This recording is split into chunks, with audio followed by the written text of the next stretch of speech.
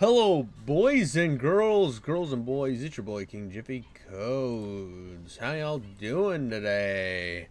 Yeah, that's right. We're gonna be going into a lot of chaos today. I got a lot of stuff queued up. I mean, I figured first and foremost, if I'm gonna be jumping into anything, I saw this guy named Slime Beast. Slime Beast. I've never watched any of his stuff before. I've never watched his content. I love the Lovecraftian vibe he's got going, but I saw why you were wrong about Wendigoon. Now, what I'm curious about is if this is going to go back into some drama I've covered in the past that resulted with In Praise of Shadows going after. Thank you. Honestly. Going after. In Praise of Shadows going after Wendigoon. And how that was the dumbest goon bag thing I'd ever seen in my entire life. Or if this is something different. Maybe this is just like a whole different interpretation. But I'm excited to go in and see what's going on here. This video is booming right now. 2,000 views on a fairly small channel. That's pretty awesome. I mean, if you're here, make sure to like and subscribe. I give it my best every time I fire up this camera. I know I yap a lot, but that's why you're here, is to hear me yap and make way too many sex jokes. But let's get right into the chaos. Or an idiot, or a dumb. If you're dumb, or an idiot, or a dumb stupid. Dude, I know that. Isn't this like Plagued Moth? What did Plagued Moth do? I heard he had like a massive crash out. He became like the bread tube equivalent of horror. And I also like, didn't there like a chaos? I think there was something with him and kids, dude.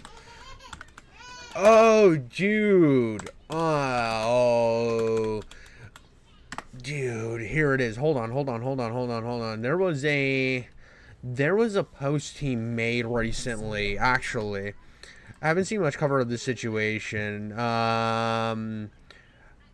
Recently, there was a post I saw from Plagued Moth where he had said that he just like tries to do stuff for kids or whatever. And maybe it's on his channel. I don't remember. Dude, oh my god, this is like opening up these things. He said his channel's like for kids or something when he like specifically does like gore content, which is insane to me. Like, what's going on with my mic? My mic just decided to have an aneurysm. Sorry. Plague Moth had like Plague Moth controversy. We'll go here. Dude, I know that he had like I know there was something here. He like said his content was for kids. Let's go. New channel. He has a new channel. The disturbing creator Plague Moth.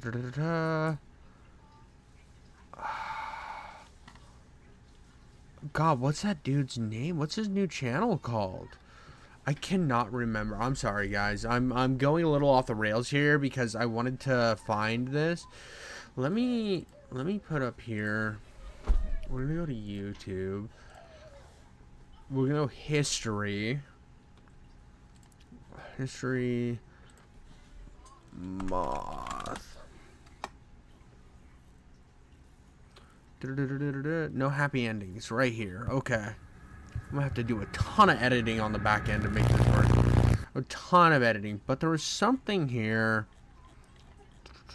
He might have deleted it. Okay. Sub again. Honestly, if I try to poof.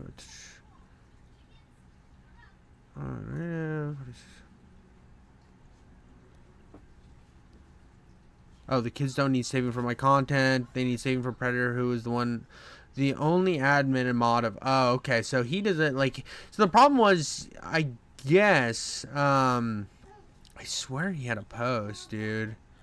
Let's find this, dude. A month ago. Is this it? Try to prove our evidence to bribe the crazy.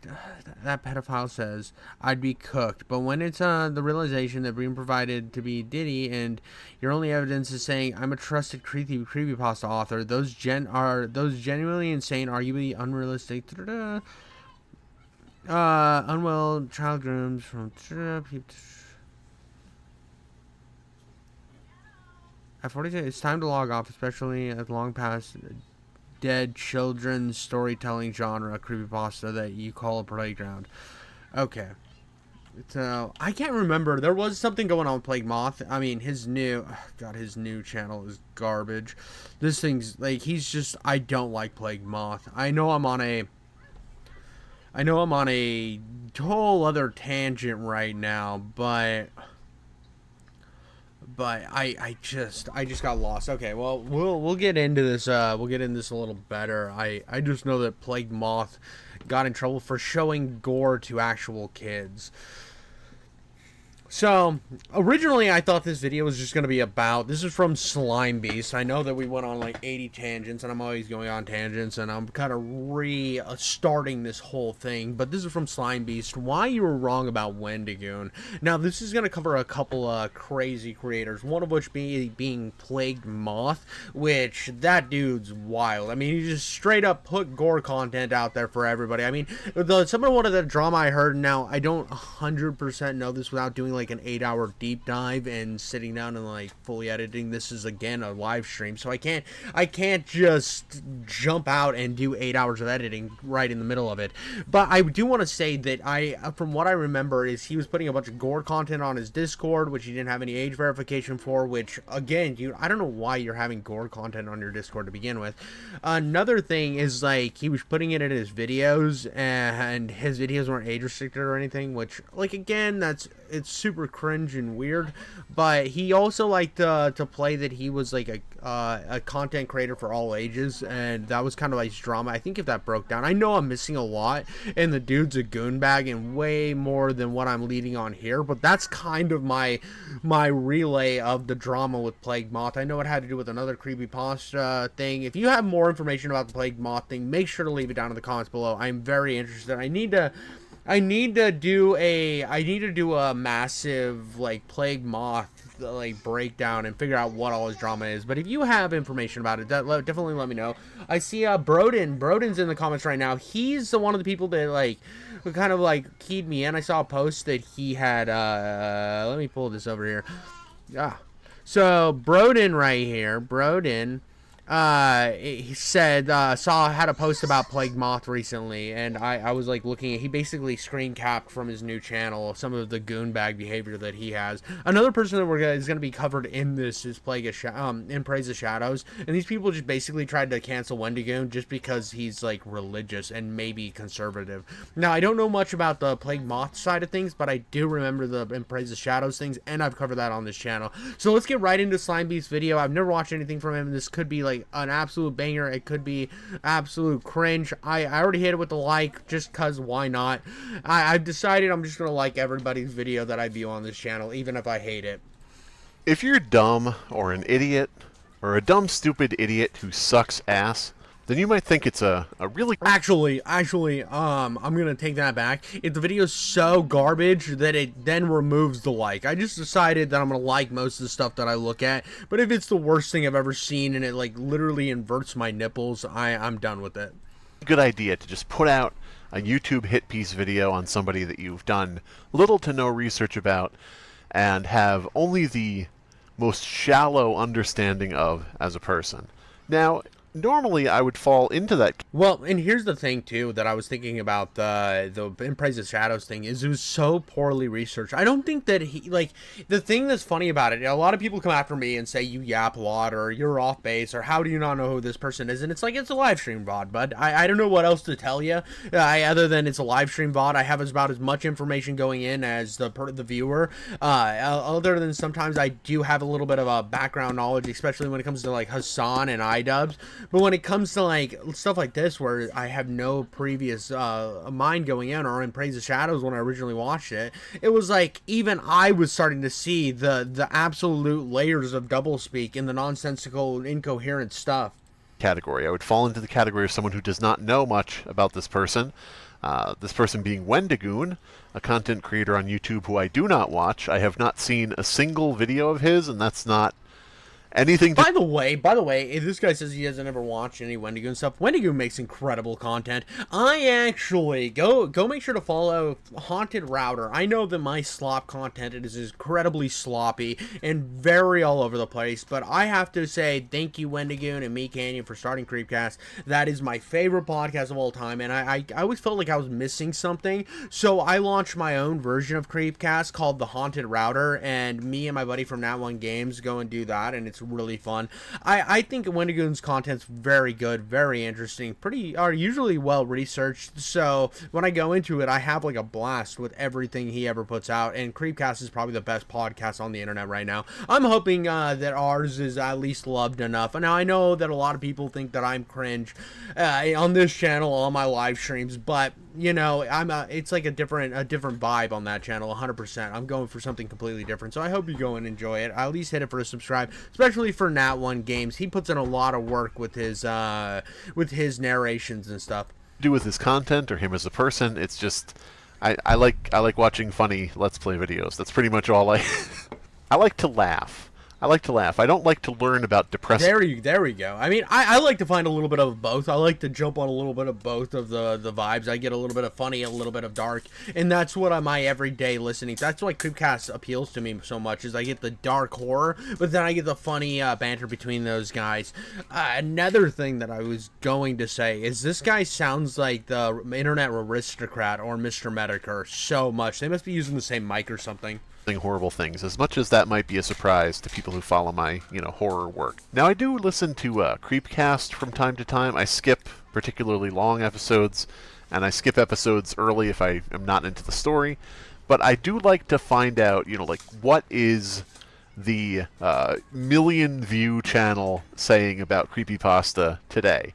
Like, this is the podcast that is going to form the opinions of, like, an entire generation of new readers. And hopefully horror, or the Haunted Router, make sure to go follow that channel. The Haunted Router will be in the same vein. I hope we're going to be shaping minds, and not, like, obviously, I want that channel to be bigger than my main channel. I want that to be one of the things that I'm known for, is that podcast, because I think it is going to be truly incredible. Now, we have a promo out right now, and maybe the first episode's already out by the time that this VOD goes up, but if you're watching the live stream, like, VOD that's stuck in the live stream hellhole of my channel, definitely go and check out Haunted Router. I am so passionate about that. Creepypasta, so I kind of want to keep up with what's going on. I want to know what's being said. I want to know what, the likes and dislikes are, what the opinions are of the audience, things like that. So I do kind of follow the podcast, but not religiously, and I know that would be an affront to Wendigoon, who's a very religious person. Speaking of religion, did you know that Wendigoon is just a complete religious nut job? He's a zealot. He's a gun nut. He's a fascist. He's a racist. He's all of these things, all of these alt-right scary things, because some people have said so.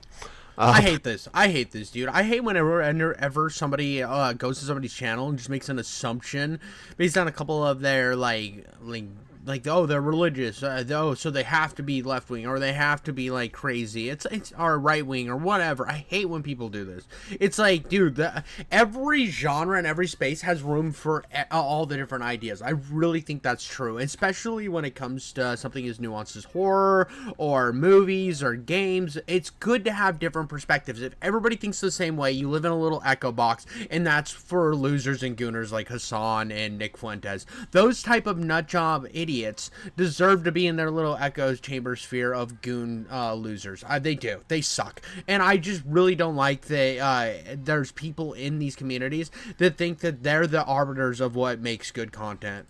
So people who have not done any more moral content. They're the arbiters of morality. Research into this man or his past, and have just decided on a whim to take a shot at this dude and say, you know what?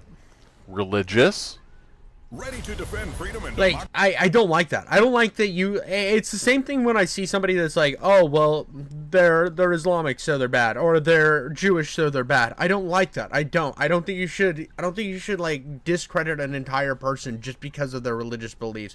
Especially when, like, I've watched a lot of Wendigoon, and he gets excited when it comes to religious stuff, but he doesn't ever feel like he's forcing it on you, which is a super breath of fresh air. It's nice to see somebody that is as religious as Wendigoon not try to shove it down your throat with spikes, brother.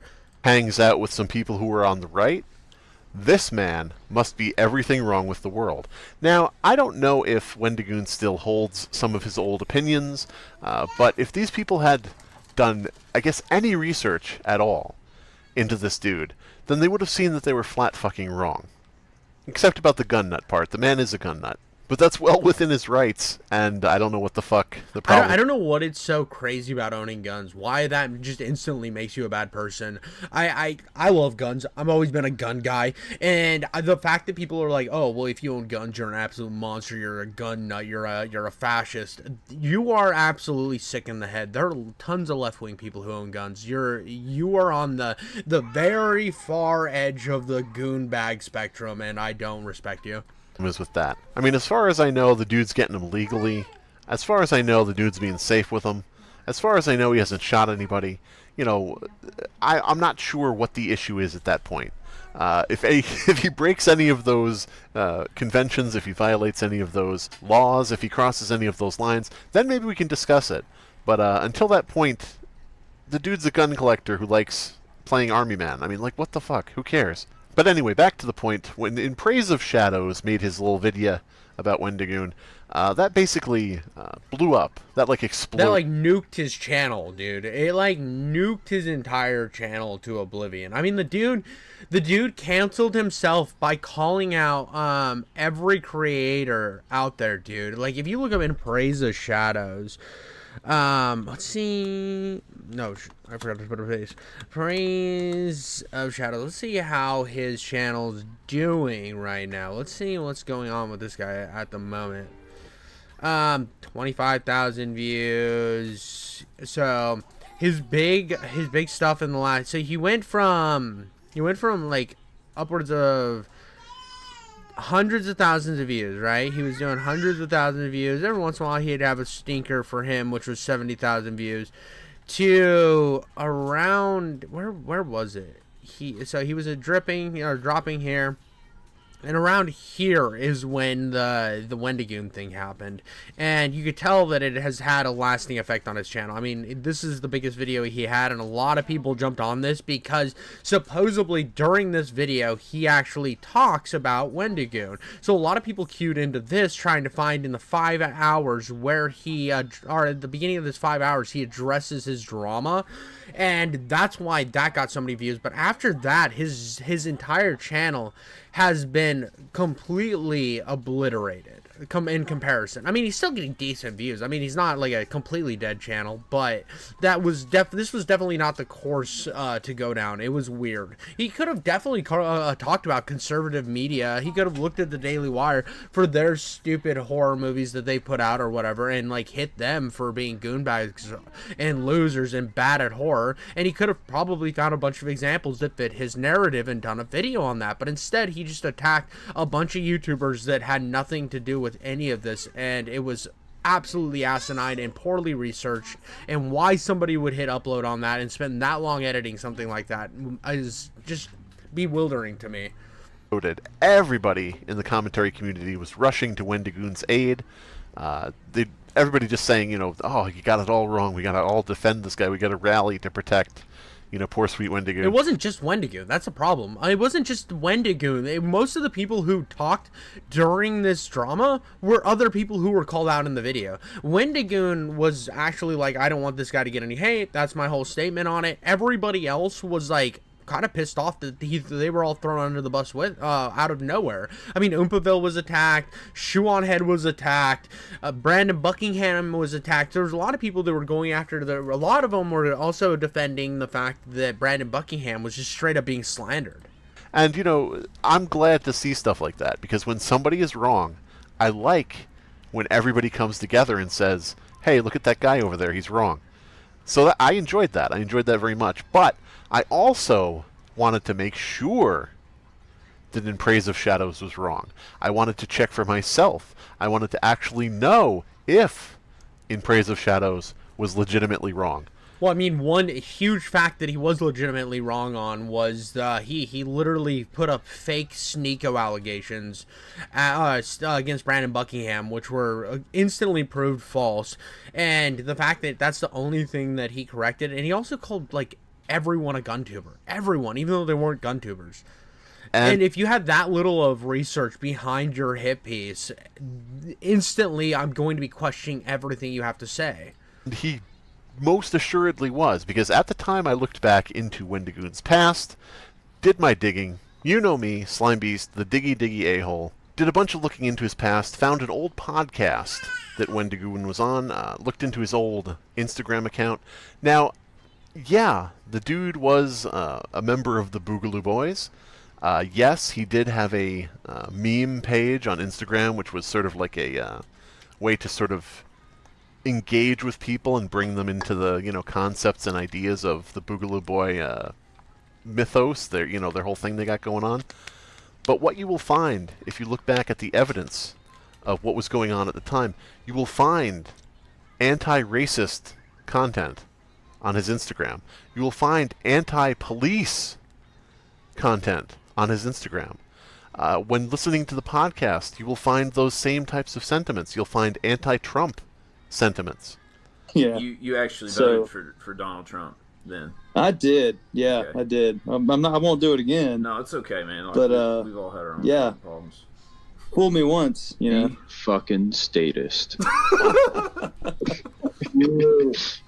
Fuck you. Yeah, I'll take that. On that solid floor still. This is insane. This is actually insane. The fact that like we have like verifiable proof that not only was In Praise of Shadows wrong, but he was absolutely insane, like giggity schmoodle mode wrong. He was being a schlim beast goon bag for not even doing like the light bit of research. And this is now where I look at every Praise of Shadows video after this moment and I'm like, I can't take anything he says serious. The guy pretends to be an authority on research and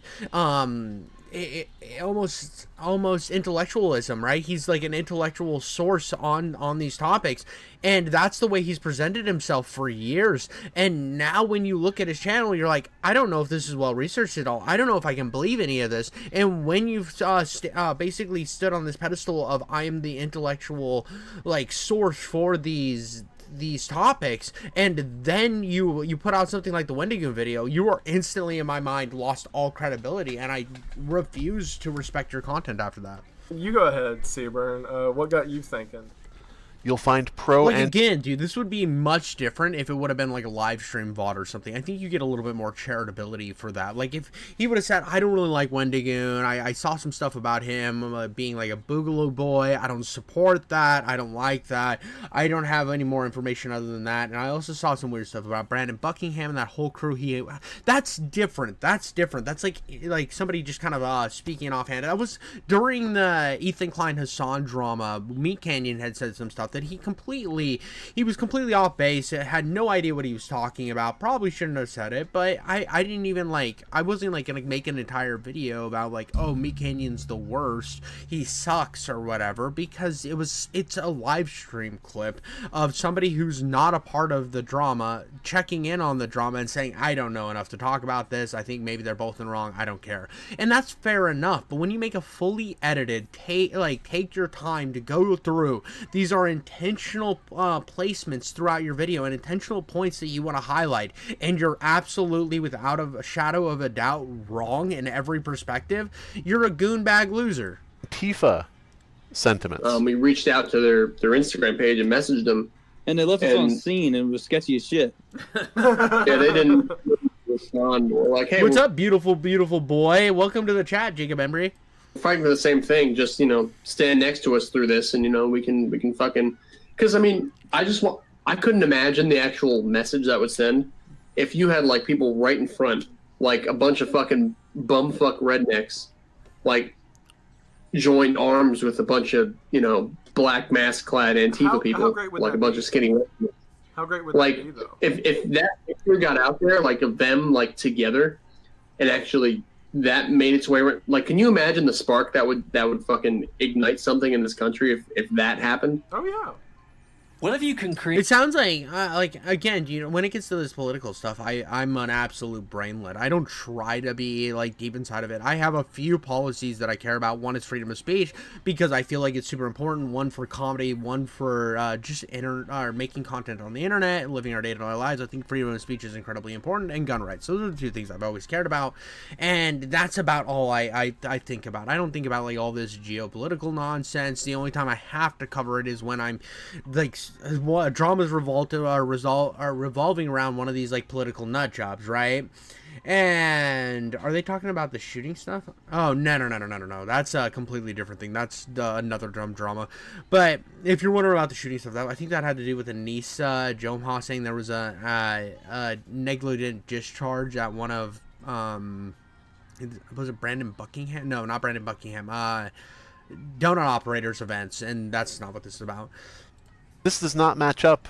Oh, where they tried to attack ICE? No, I have no idea about that either. Picture being painted of an alt-right wacko who would go arm in arm skipping down the halls of the Capitol on January 6th. What I saw was the greatest gathering of pro-Second Amendment individuals that I have ever seen. You're talking about people from all walks of life, gay, straight, black, white, everything in between. It was not what I expected to walk into, to be honest. Very cool. This does not match up with how things were represented. Now, the funny thing is this. I think that looking back at this evidence and actually seeing what was really going on at the time, and again, I don't know. Does Wendigoon still hold these, positions? Does he still hold these beliefs? I can't speak for him. I don't. Well, I mean, even in this position, it feels like a very fair sentiment. He was just kind of saying that it was cool to see a bunch of people who support guns from all walks of life, and I think that's fair. And again, I think there's a lot of people in this country who see guns as an enemy, and they go like insane over it. When I think that people forget the right to bear arms is super important. It's how we keep our. I don't know. It's like how you keep the government in place, I guess, in a certain amount of way. And it would be nice if people could agree on that, but it never will. You can't have anybody agree on anything. I mean, I'm always going to be super pro 2A, but what are you going to do? No, it could be that he's entirely changed from then to now. I don't know. But when you look back at the actual evidence, you don't find things that would get him canceled by the left. You find things that would get him canceled by people on the right. Anti-police, willing to work with Antifa, anti-racist, if you're talking about alt-right. These are things that would get him dropped. Yeah, well, what the thing about Wendigoon is he's just a normal dude. I think a lot of these political absolute idiots, right? These like entrenched political morons, they want everybody to live in their same echo chamber. They want everyone to be fully right-wing or fully left-wing, and most people aren't that, dude. Most people are going to have positions that fall on both ends of the aisle, and then there's going to be some stuff that they're very vehemently for. Like I said, for me, the most important thing is always the First and Second Amendment. I am fully for all free speech. It's all okay 100% of the time. That's where I sit. It gets a little muddy when it gets into like promoting terrorism and stuff like that. Obviously, it gets a little tough with stuff like that, but for the most part, 99% of the time, I'm going to land on the free speech side of things. I am not for deplatformization. I'm not for any of that type of stuff. And then when it comes to guns, I think you should be allowed to have everything. I really do. That's how I've always sat. But there is stuff even on the left side where I 100% agree with them. I think that if you sit on look at both sides and try to get both perspectives to try to round you out the best you can, I think that's the much more fair position. By his most cancerous right-leaning followers. This would not get him dropped by his most cancerous left-leaning followers, or whatever you want to say. It baffles my mind. These people, first of all, making a hit piece about somebody without doing any research, bad idea. But It baffles my mind. I'm very curious what Plague Moth said about Wendigoon. We haven't really covered that. We've done a lot of the and Praise the Shadow stuff and re-looking at that, and it's nice to refresh the world about how you can, like, if you make a bad hit piece, it can last forever. Like, if you sit down and edit a hit piece that is completely wrong in every aspect of the entire hit piece, it can last forever and be just a huge stain on your channel. But I'm kind of curious what in Plague Moth's whole garbage was, because I never heard anything about that. The information that is available so wholly contradicts everything that these people put out about Wendigoon. It's crazy. I don't know the guy. I don't watch his content. He may be an utter dickhole in real life. I do not know. But my God, deal in truth. Won't you? Final notes. Wendigoon's politics back in the day appeared to be libertarian, anarchist in nature, not alt-right. That said, this of course does not mean his politics could not have changed. Additionally, his Insta had much more content than what was directly highlighted in this video, lest it seem otherwise. That's fair. That's fair. Like, I feel like this was a good, like, touch up on some of this stuff. I'm still curious what happened with Plague Moth and Wendigoon. It seems like they did a it seems, let's pull this up right here. It seems like they did something together. Let's check this out real quick. Let's just jump in Hand here. over that hot. Let's go to Hand over that hot YouTube. And see, this is Olive Garden. That's an ad. That is definitely an ad. What the heck is going on with my life, dude? What's going on in my life right now? That was atrocious. Wow. So bad. What the heck? So what really happened to Plague Moth? 5 minutes, no happy endings. This is from like his new channel, by the way. So this is from Plague Moth himself. We're gonna see what this is about real quick. We'll see how good this is.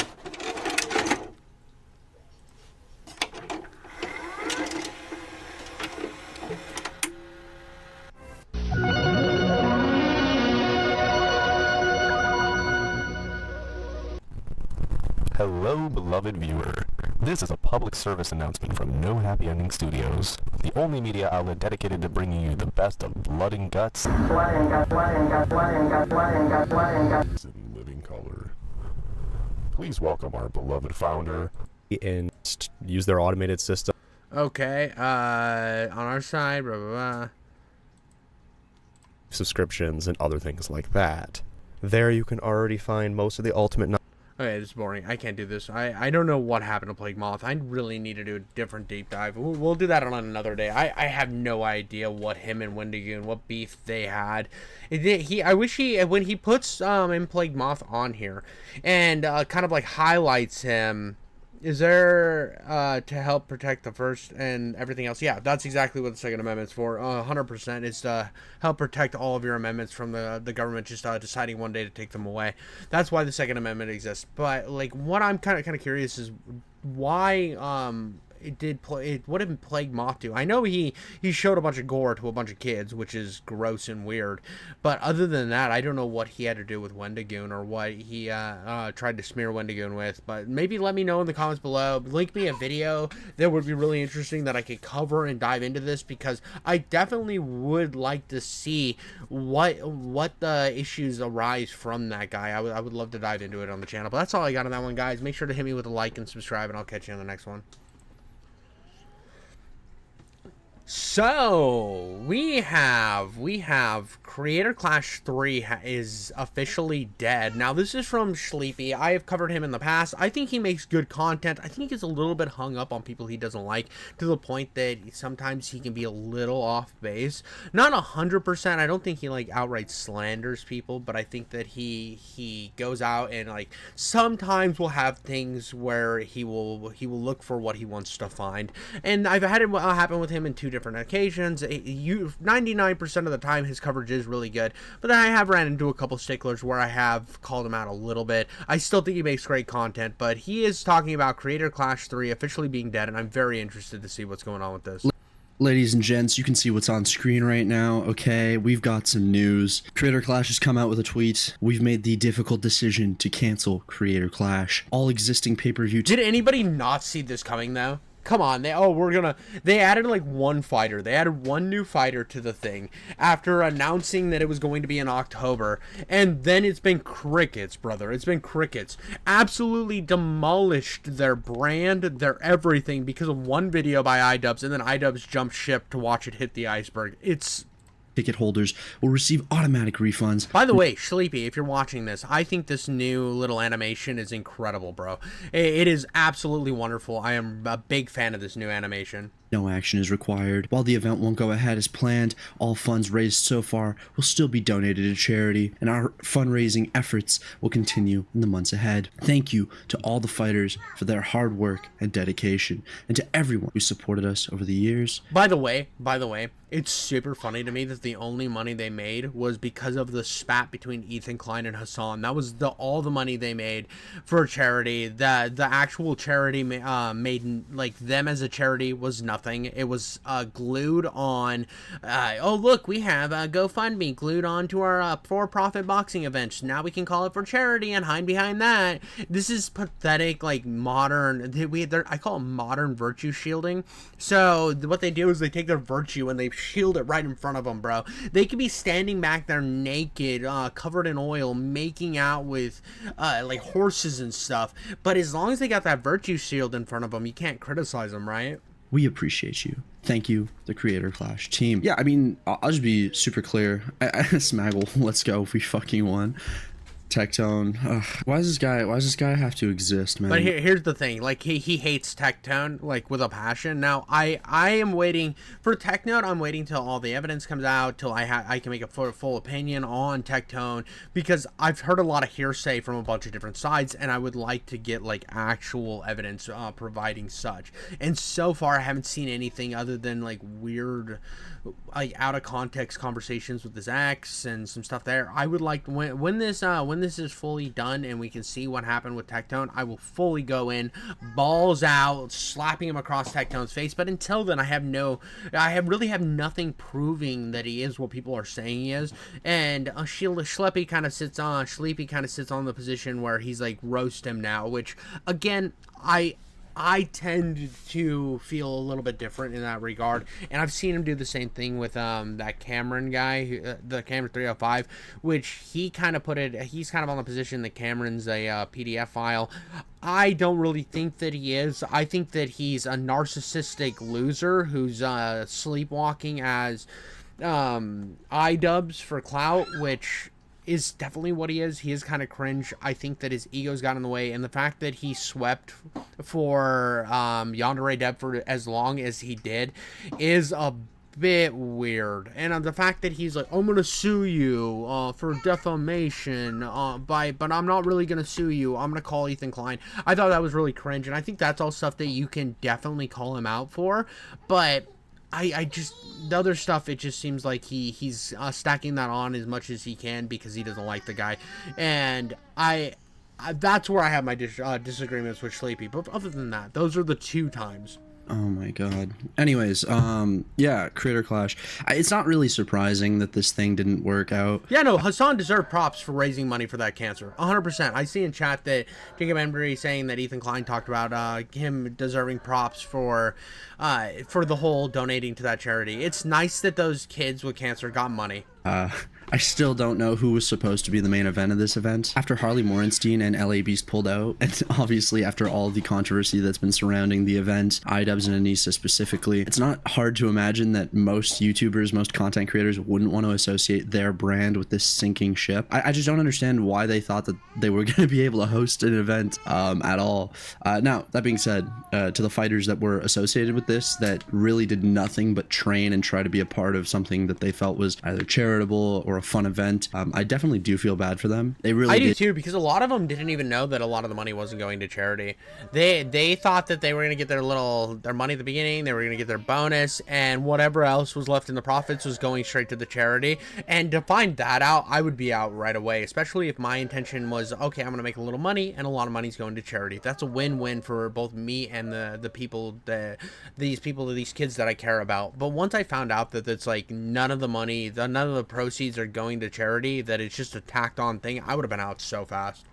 I'd go work with Keemstar, make twice as much money, and then donate more money to charity. At least then I know that I was doing something good.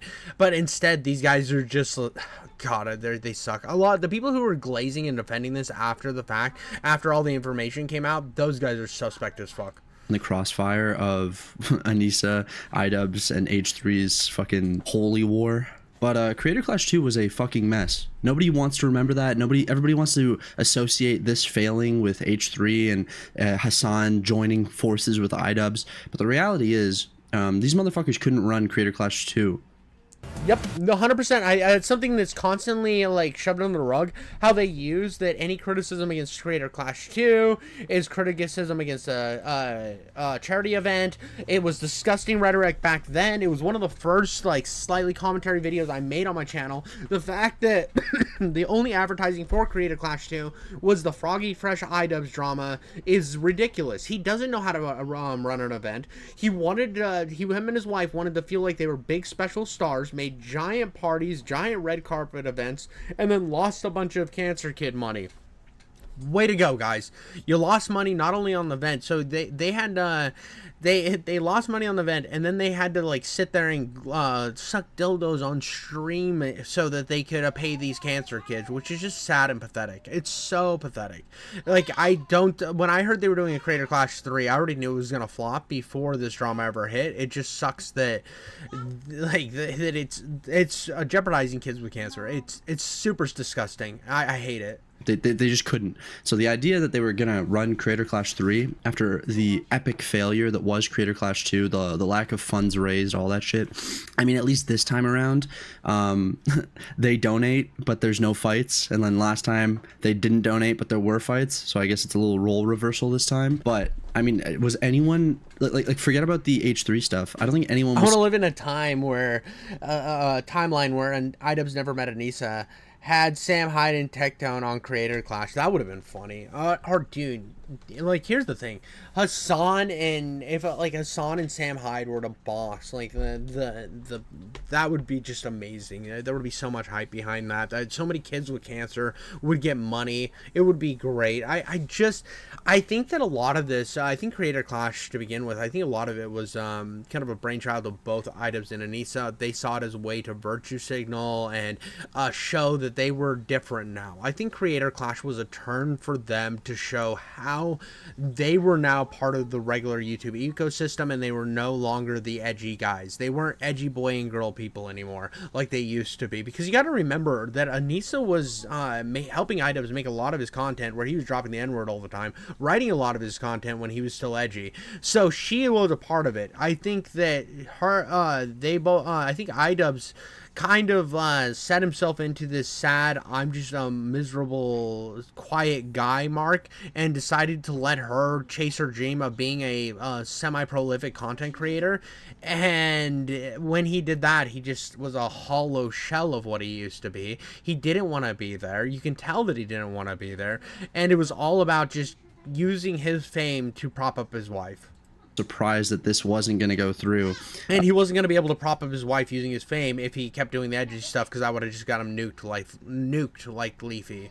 I think it was pretty clear that the tickets weren't going to sell one way or the other, especially booking Amalie Arena again. Like, whose decision was that? And obviously, at least the new people behind Creator Clash decided, okay, we're going to take it to a 2,000 seat venue in LA, which is a smarter idea because you're getting a slightly more wealthy group over in LA. You're probably getting people that are a little bit more... He took her last name, that says it all.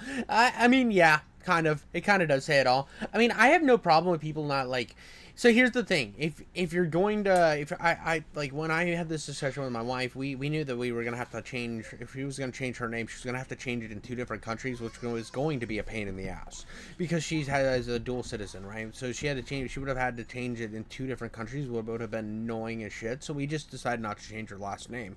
But that was like a logistical issue more than a she didn't want to take my last name issue. And I wasn't like, there was never a conversation of, do you want to take my last name? I just wasn't going to do that. That's just like weird. Soy in LA than you would get in Florida, and you're also getting people that are, you know, just typically more likely to be into the commentary, or sorry, forget about commentary, more likely to be into the YouTube creator sphere. Now, it's important to note that the Creator Clash account hasn't made a post since May 29th. Like, they went the entire month of June not saying anything, and then just to get to July 7th and say, yeah, their whole thing was, we're going to be more transparent, we're going to be more like this. There was rumors of people joining the card, and like a bunch of stuff going on in the last month. Didn't say anything, dude. Didn't say a single goddamn thing, and then all of a sudden just, oh, we're done. It was too much worky poo, so we quit. I mean, they should have just cut it right away. They should have cut it right away. They should have, like, when iDubbbz and Anissa left and dipped, we knew the ship was sinking, and a lot of people were like, well, we can make it work. We can make it work without them, and none of the other people had enough pull. This event was going to be a failure from the moment that they signed the red line and opened up a YouTube camera to say, yeah, we're doing Creator Clash 3. It was a failure right out of the gate. We give up. It kind of makes sense. I mean, if you're not going to promote the event, if you're not going to be able to find anyone to fight in the event, especially the main event, like who, brother, and this is common sense for hosting fight events. Your main event is what sells the tickets from day one. Absolutely. And another thing that I think is so funny is they wanted to be above the shit throwing, right? The iDubbbz, one of the kings of shit throwing of all time, wanted to be above it. We're not going to be the roll around in the mud, throw insults at each other boxing event. That can be KSI, that can be Keemstar, Logan Paul, Jake Paul, whatever. That can be their thing. We're going to do boxing for the love of the sport. I'm sorry, we're watching content creators beat the piss out of each other. We, like, obviously let the content creators do what they do best and entertain. Let them ham it up. Let them get goofy with it. Go a little WWE energy. That sells tickets. You know what doesn't sell tickets? Being quiet as a mouse the entire lead up to an event. That's not going to sell anything.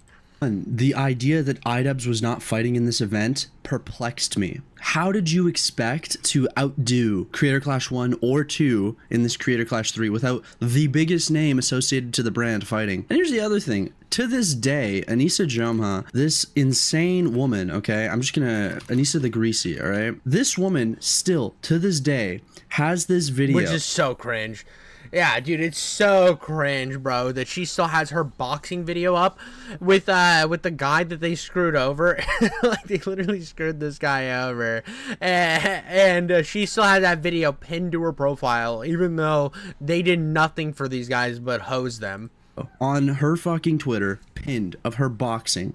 A couple things to note. 100%, dude. Jacob Embry in chat says it's so silly. That's exactly how you promote fights. 100%. That's how they get it. It's the face-offs. It's the chance that there's going to be a shoving match. It's them throwing back and forth. Every fight starts out with, I'm gonna kill him. I wanted to put him in grave. And you're like, hey, look at these guys. They actually want to go at it. And these guys are like, I have a lot of respect for my opponent. And then they don't talk for 14 months, and then the fight happens, and you're like, oh yeah, this is a thing. The community note here. iDubbbz's former coach alleges unpaid bonuses, being fired, reminding Ian of his dad, and politely asked Anissa to take down this training video. This is all real. He, the guy that's in this video, asked Anissa to take down this video from her Twitter. A couple things. A, she hasn't. B, what's the point of even having this? That's kind of my position. I think she has every right to keep it up because, like, it's her content, whatever. Like, if like Schleppy like didn't like this video, I was like, I want you to take it down. And it's like, yeah, well, 50 to 70% of this video is me yapping. So at the same time, what are you talking about? I don't expect people to take down the content, but at the same time, what's the point of keeping it up? What are you, owning him because you screwed him over and you just want to highlight that? Or do you, like, because this doesn't make you look good. If that's your only thought is to kind of like own the chud, it's stupid because you never ended up boxing, so it just makes you look even dumber. boxing video on if A, you're not even promoting boxing fights anymore, and B, you've never fucking fought. You fucking decided, I've had too many concussions, I can't fight. Like is this video just up here for your ego? Like, look guys, I'm a tough OF girl. I'm the toughest OF girl in the West, okay? I can beat your ass. But I'm not gonna fight for charity though. You know, I care so much about charity, but I'm not gonna fight for it, okay? I'm not gonna get into a cage. I think she even like removed her boob job because she was gonna fight and then just never did. There was so much of her hyping herself up to where she's like doing her little goblin stance here, and she looks like the Hunchback of Notre Dame, like, I'm gonna do it, I'm gonna be a big deal, and then just never does anything. Somebody else and literally do, you know, what I'm training for in this video. No, I could never do that, all right? But yeah, going on the Creator Clash website, you know, I was really excited for the main event of To Be Determined Blue versus To Be Determined Red. You know, I really thought that Red, you know, he's a bit of an underdog, but I thought that he had a chance against Blue. I think this was a little bit of Sleepy injecting himself because he's red. He was red, so he knew that he had a chance to take that spot, and he was like, maybe I can do it, and then they closed it, so he's a little mad about it. Tubbo versus Sapnap. Although it says that was gonna happen, I'm pretty sure Tubbo like pulled out 2 weeks ago. I don't even know. Yeah, Tubbo was gone. Tubbo was gone, Ski. I know I haven't covered this in a while, but he definitely dipped out. I think like it was so sad. Everybody was coming out and talking about this, about how they were done. I love that the biggest win of this entire thing was LA Beast's weight loss. I mean, that was incredible how much weight he lost. Who this Kevin guy is. Myth, I've heard of a couple times. Odd Ones Out and Will Neff, I think they were gonna fight. Jay LeRae, I mean, hold on, let me just zoom in. All right, sorry. Every time I see Jay LeRae, I just gotta zoom in. I mean, dude, I'm happy that she's not fighting this person, because this person was gonna rock her shit. But man, am I disappointed to not see her in some, you know, skin tights or whatever. Okay, listen, that's a bit insane. I gotta chill out on YouTube here. It appears after H3 Lena pulled out, they were never able to get Funky Frogbait another opponent. And I don't know who Funky Frogbait is. No idea. To be honest, I don't know. I didn't know who 90% of these Creator Clash people were. I mean, if I could pull up let's see, Creator Clash 3, if they even still have a website. So it looks like it's canceled, blah blah blah. You can still look, you can still get a pay-per-view ticket. Look at that. Let's see if it takes me to a thing. Oh my god, dude. Unavailable. Okay, thank god they pulled it from there, but you still got the link. You look at all these people, like I know who Tubbo is. Snap, I think I know I don't know who these guys. He looks familiar. Don't know. I know her. I've seen some of her TikToks. I know Jay LeRae. Don't know Ginger Pal. Don't know either of these guys. I think maybe I've seen one of his videos. I take that back. I haven't seen anything from her. And Dad, I actually have queued up because we're gonna talk about Dad here in a second. But yeah, most of these people, I do not know who they are. I've never heard of them. It's a weird thing when you're holding an event with a bunch of creators and you can't even pull like decent creators for it.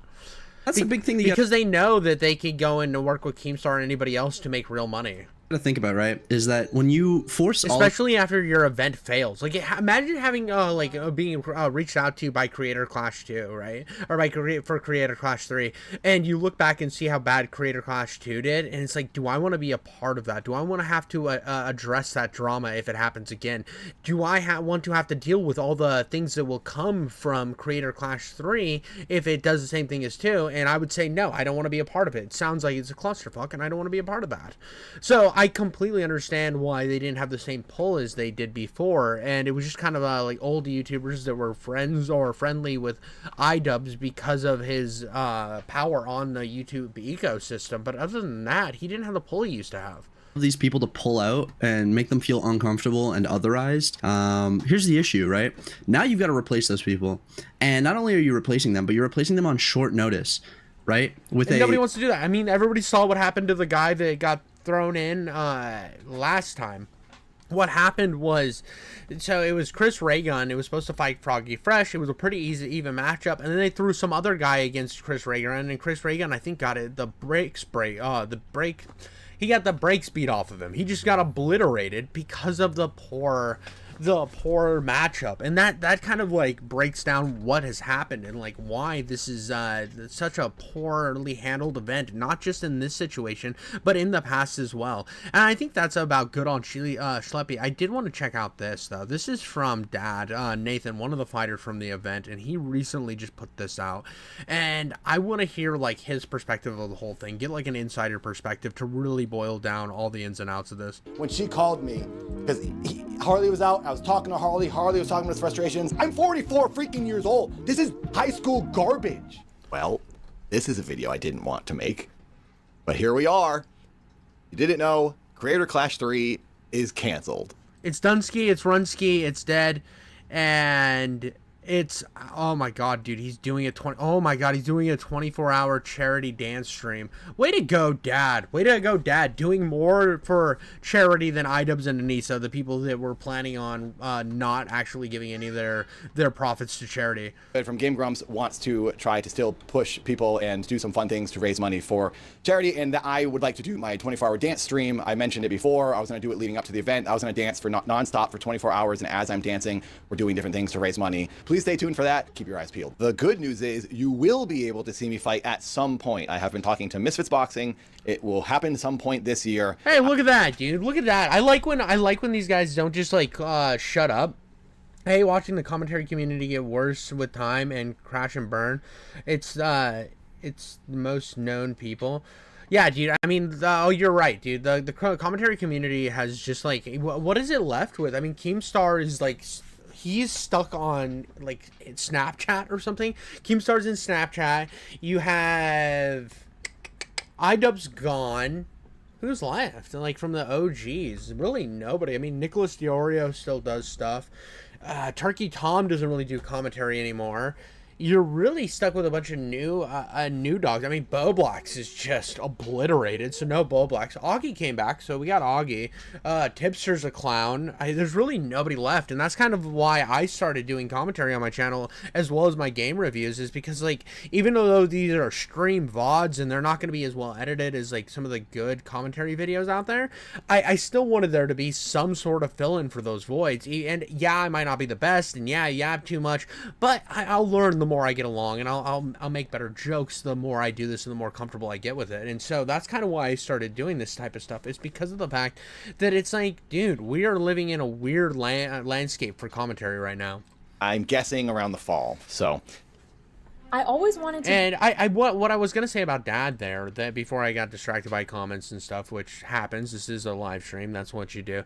But at least he's like, because that was something I thought was funny about Froggy Fresh, is you look at when Froggy Fresh got like outskied from Creator Clash and he was offered to go fight, I would have still fought. Go get that bag, bro. And if you're worried, you're like, hey, I wanted to do this for charity, donate the money the purse you make from winning the fight or participating in the fight, donate that to charity. I don't understand why you wouldn't do that. Like, still go fight, go make your bag, and then donate a portion to charity, and you look like the bigger man in the situation. There was never a part of me that understood why Froggy Fresh just disappeared from the scene. If I trained an entire year for a boxing event, the boxing event screwed me over, I would go and talk to Keemstar, I would go and talk to KSI's team, I would talk to anybody I had to talk to try to get me on a card to make some money, and then I would donate some of that purse for charity and say, look, I'm actually boxing for charity, unlike these goon bags. To begin, I'm really bummed that the event isn't happening, and I'm now here making this video when for so long I tried very hard to not be negative. 100%, dude. Commentary does create this chatter makes a good point. What the dude, whenever I do anything else, dude, oh my god, dude, what happened? Oh, this is what happened. It says, like, commentary is good because it keeps creators accountable, but I hate that passion is clearly gone for some people and they just are trying to make the bad. Absolutely. Like, I get a lot of people that call me slop or whatever. I don't care. I do like arguing with people in the comments and stirring them to comment more for engagement, but when I do this, I'm having, like, this is because I have fun with it. There's no other reason. The day I stop having fun with this is the day I'll stop doing it. Absolutely. But it feels like there's a lot of people that are just like Bobox is a good example of somebody who doesn't want to be doing it anymore, and they're still doing commentary, and you can tell there's no passion for it. There's no care, and it's just kind of lame, dude. I do think if you're gonna want to do drama, or if you're gonna want to do anything on YouTube, be passionate behind it. Have as much fun as humanly possible with this stuff. and not jump in on all the negative talk going on surrounding the event. I tried to be a very positive person publicly and promote the event and ignore all the stuff that was going on. But now it's not happening anymore, so it doesn't matter, and I'm just going to say everything I've been thinking. I don't like talking about the money and the payments and complaining about that, but Creator Clash 2 and 3 have genuinely put me into a bad spot financially. The first 2 years at Creator This is so disgusting. This is so disgusting. Could you imagine working your ass off and being promised things like, oh, you're going to get a bonus, you're going to get paid 20K purse up front, this is going to be good for you, it's also going to be the profits after we pay you guys is going to charity, so you have that going for you as well, so you think you're doing you think you're getting paid and doing a good thing. And I think that it was a little misleading at first to make it think that all these content creators were just doing this and not making any money out of the kindness of their heart. There was kind of a narrative with some content creators saying stuff like that, and I feel like that was disingenuous and disgusting, and they should be called out. But I also feel like it is you can still pay people things and have them do things. Oh, well, thank you. Did you want the book back? Oh, look at that. Go show Dahlia about the book. Go show Dahlia. But you should be able to like make money and still donate to charity. I mean, both those things can happen, and the fact that neither of those happened for these guys and they're just kind of up shit creek without a paddle is disgusting. Bush, we got $20,000. Every fighter gets $20,000 to cover your coach, protein, food, gym memberships, training. The first year, I saved a lot of money with the way I trained. Year 2 comes around. I'm now living back in LA. I wanted to work with my coach, who is still in Portland. So, by the way, why did you move to LA? Like, what was the point? Oh, I want to be near my content creator buddies and spend. This is a mistake. So, okay, this is gonna be a little heated, Dad, right here. I hate when content creators do this and they're like, "Well, then I moved to LA." That's your choice. That's on you, buddy. I mean, who says I'm gonna move to the most expensive city in the entire United States and then complains that it's Creator Clash's fault? Like, get out of here, bro. You want to train with your same guy in Portland? Why didn't you just stay in Portland? Like, oh my god, I hate this. I hate when these guys complain about, like, money when they did part of this is themselves. This part of it's 100% on him. In order to do that, so I got like an Airbnb for a couple of months. And so anyway, I spent all the $20,000 on promo, food, gym, training, and then I get back to LA after Creator Clash and I have nothing because I was expecting a bonus. The reason I spent all $20,000 that year was because this person tells me it's going to be bigger and better, which it looked like it was shaping up to be. Pausing for a moment to give an editor's note. I might do this a few times throughout the video as I'm going through it just to clarify and people understand exactly what I'm saying. When I say this person I'm talking to, I'm purposely not saying the name of the person. It's not Ian or Anissa. It's people who work for the event, for the promotion company, the PR company, or Real Good Touring. So there's a lot of people who we're talking to. At this point, I'm talking about someone who works for the event that I don't want to publicly expose. And then I'll just... But here's the thing, too. I want to just kind of, like, double down on what I was saying. I hate when creators talk about how broke they are after they move to LA. You could easily move to some bumfuck town, right? Some town that has nothing. Just chill, small town, own a massive house for the amount of money that you're making, compared to what you can own in LA. On land, have all this area for content to provide you with, like, different set pieces and stuff, build different shops, have all this different stuff that you can't have in LA, and still have a ton of money left over and be able to fly and do the Airbnb stuff because you have that extra purse from the fact that you didn't move to Los Angeles. And I just don't understand. It's good if people are getting mad at Ian and his wife rather than the other creators, so it probably won't affect their reputation, but I would be disappointed if I was the creator. He has every right to be disappointed. I'm not saying that. I'm just saying that it is funny to me how a lot of these creators put themselves in super bad financial positions, which part of this is on Ian and Anissa, but another part was his bad choice for why would you his bad choice for moving to LA. It just doesn't make any sense to me. Take that $30,000 or $40,000 bonus. It'll be... Yeah, so it's this is what Meso is saying right now. We'll go here. It's like Meso is saying if you ever got rich off of YouTube, why would anyone move to LA? That's like honestly how I feel. Like he said Colorado in chat too. Colorado's a great option. Move to a small town in Florida. Move to like Wisconsin, Wyoming, and like Nevada. There's a million places that have lower costs that still have cities near. You can live far enough outside of a city where it's still a convenience, but own yourself plenty of property, build yourself a nice air conditioned shop, turned it into a studio, and boom. You don't have to pay for studio place. You don't have to pay for all this other stuff that content creators end up getting stuck with. You have it all there. I don't understand why you'd move to LA, one of the most expensive places in the country, just so you could be closer to these like creator goon bags. Amazing. I'll get an actual paycheck. One more pause real quick. When I say $30,000 or $40,000 here regarding what I could potentially earn for the bonus for Creator Clash 2, that was purely speculation on my point. Since I earned $27,000 at Creator Clash 1, it's a bigger event. I'm thinking, okay, I'll earn possibly $40,000. So no one ever said that number to me. I'm just speculating, since it would be more possibly and probably than $27,000 from year 1. When we get back from Florida after Creator Clash 2, we were at Marisha Ray's house, and she was having a party, and there is where Anissa told me, hey, there's no bonus. We didn't get any money from the pay-per-view, and people like pirated it. There was people in Discords with 30,000 people watching it for free. But there was no money left over for the fighters to have a bonus. And it's kind of like, I feel like Clark Griswold in a way, where like I'm banking on that Christmas bonus. Chat is saying right, and then I don't get it. I'm probably over-clarifying. I just lost chat because I'm the worst streamer on the entire platform. I am the worst streamer to ever stream. So here we go. I lived in Monterey, California for $300 a month, and it was a shady. But I've seen Cali. It isn't worth risking his whole life if he has anyone that depends on him. Because if he got people, he putting them at risk by bringing them there. Absolutely, dude. Absolutely, dude. It's insane that you would like jeopardize your entire livelihood. You're like, well, I'm making this much, and you're not thinking about like the downside of YouTube. I mean, even me, I'm like a newer creator. I've been kind of on the come up a little bit, not crazy. I still get very small views or whatever, but I've been growing, and I've been expanding a little bit. But when I look at what could happen if I possibly got to a level where I'm making endless money, I wouldn't move. I would get myself a little more land. Like I said, I would buy a shop. I would have myself a studio. I'd do more skit content. I'd have more fun. I would do shit like that. I would try to build my content where I'm at without going to suck off some other more popular creators.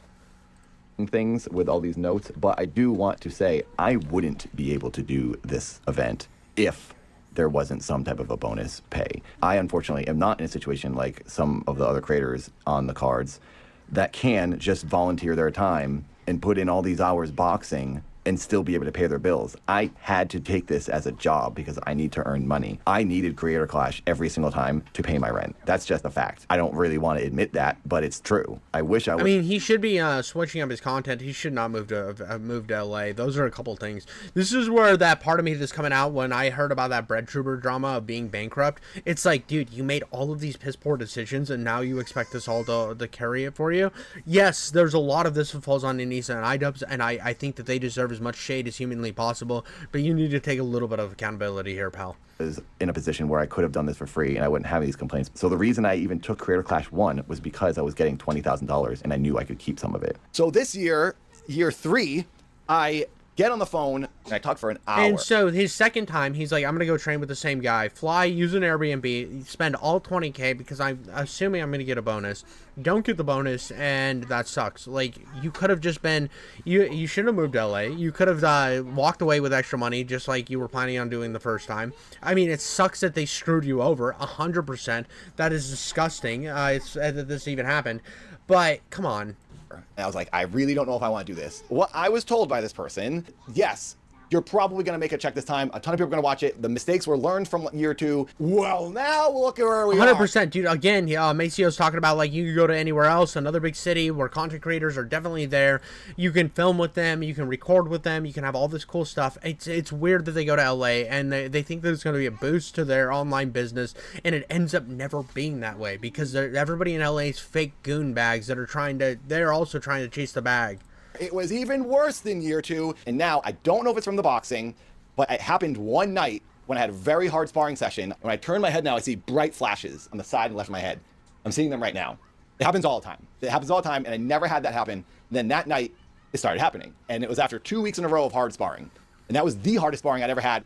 Didn't take me down though, and then he had to take a knee, and he is a 27-year-old amateur boxer. Just saying. Well, what the heck does it matter? Because I just did it all, and now I'm seeing flashing, and my knees kill, and I don't get anything for it, and there's no fight happening. One time during training not too long ago, my whole arm went numb again when I got hit by a shot. Now, that being said, this is boxing, and I did sign up for it voluntarily. I'm aware of what happens in boxing. I'm aware you get injuries, and I'm okay with that, and I'm willing to accept them. It's just really disappointing and a bummer, because now I don't get to even fight in the event or make a little bit of extra cash to help pay rent. Creator Clash 3 this year didn't pay us the $20,000. Bro, why are you renting at 40 something, dog? Why don't you why don't you have a mortgage? Why aren't you paying off a house? Why are you still throwing your money? Dude, this guy is so bad financially, dog.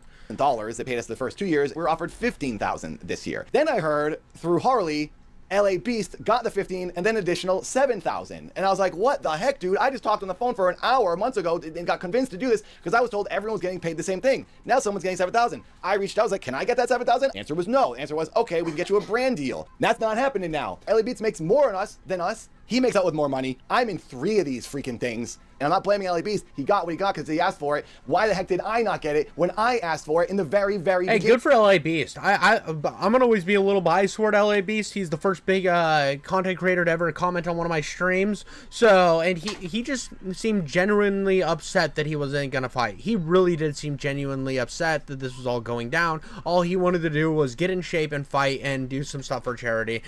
LA Beast was genuinely trying to like have as much fun with this event as possible, and he got screwed over pretty hard as well. I mean, I would have like when you're negotiating, you always ask for more, so I don't hate him for that. Before the thing was even announced. Then I go camping. Do you need a free... Like, at the same time, dude, if you thought everybody was gonna get paid the same, you should have tried to negotiate for more as well. You're complaining about not having the money, then you should have fought more for more money. Too. Like, that's 100% on him. I do think that the way that they made everybody seem like they're getting paid the same, but then they were willing to negotiate. It's all skeevy. This whole thing was skeevy and disgusting, and the fact that we're getting all this now, it's just insane to me. What was this event ran by? A bunch of like monkeys with keyboards? Internet, we're talking about this camping trip. The trip was set up by my coach as something he wanted to do in his life. He likes camping. And he thought, hey, you and Ren from Corridor, and I trained together. And again, why would you sign up for Creator Clash 3 when Creator Clash 2 screwed you over from the beginning? It's so insane. Like, I look at LA Beast. This was his first time doing the event. He was just not, he didn't try to start anything with anybody. He was like super confused with what was going on. He was going to any commentary channel he could find to just like get some news because nobody was relaying information to him. And he was like, what the heck? I signed up for this thing, now I'm getting screwed over. Why is this happening? You were a part of an event where you got screwed over once before. I don't understand why anybody signed up for Creator Clash 3, and that goes for Harley too. And I respect Harley. I respect Harley a lot. I mean, he definitely is a cool guy. I just don't like. I would want to distance myself after the first or the second event. Ian's like, hey, I want to come. Ian came down from Seattle. He joined us. Odd Ones Out was there. Alex Ernst was there. Steven, another YouTube boxer, she was there. It was a bunch of us. On this camping trip is where Ian tells me, hey, I'm doing another content cop. And I was like, oh, that's cool. And he goes, yeah, it's on Ethan. And I was like, Ethan Klein? And he said, yeah, it's on Ethan Klein. And I thought, oh, no, why would you do that? The reason I was so concerned by this, Ethan and I had a very big misunderstanding for Creator Clash 2 with our promotion for the fight. I'm not going to tell this story again. I've told it in the past, but like everything's fine with Ethan and I. It's all done. We've talked and we've messaged and we're all good. So when Ethan and I made up, I was so relieved. This like huge weight came off my shoulders. I was like, okay, I'm not at odds with somebody. Then Ian tells me, before Creator Clash 3 is about to happen, oh, I'm putting out a hit piece on Ethan Klein. And I'm thinking, oh my god, dude. Dude, this is such a bad situation to be into. Like, do you out him for doing this and jeopardize your position and your money in the event? Or you sit quiet, which he did. So now he's put in this awful position. Oh god, this is disgusting, dude. I would hate this. This would make me so uncomfortable.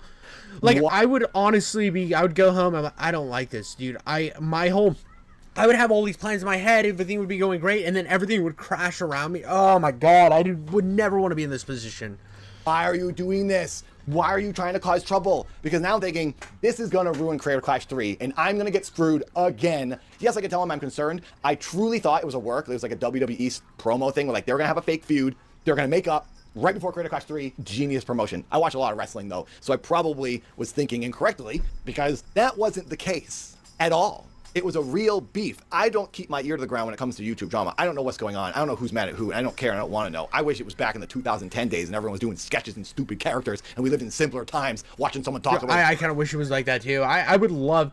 I would have low-key asked Ethan to hear me out and tell him what's going on, and then get my bag and leave. I feel that's fair. He should have reached out to Ethan Klein saying, "Hey, what's going on? I would love to be a part of this little like back and forth WWE thing that you and iDubbbz are doing." And then like I would have just like I would put that out there, just kind of like float a message to him to see, kind of test the waters of what's going on. Or I would have like asked more questions like, what, you and him have beef? What's going on? Is this like to promote the event or what? I would have been asking those questions. So like, oh god, this is just like, why would Ian do this to everyone around him? Why would you especially after you apologize for not doing content cops, why would you do this to everybody involved? Game Boy Advance game. I will say, if you're new here, please subscribe and check out my new talk show that's filmed here in this television studio. Top of the line production quality going on in here, and I love doing it. And you can be an audience member. You can call in and you can talk to me and be on the show. So Ian and I are walking around getting firewood, and he's like, yeah, Ethan said a bunch of stuff about me and Anissa,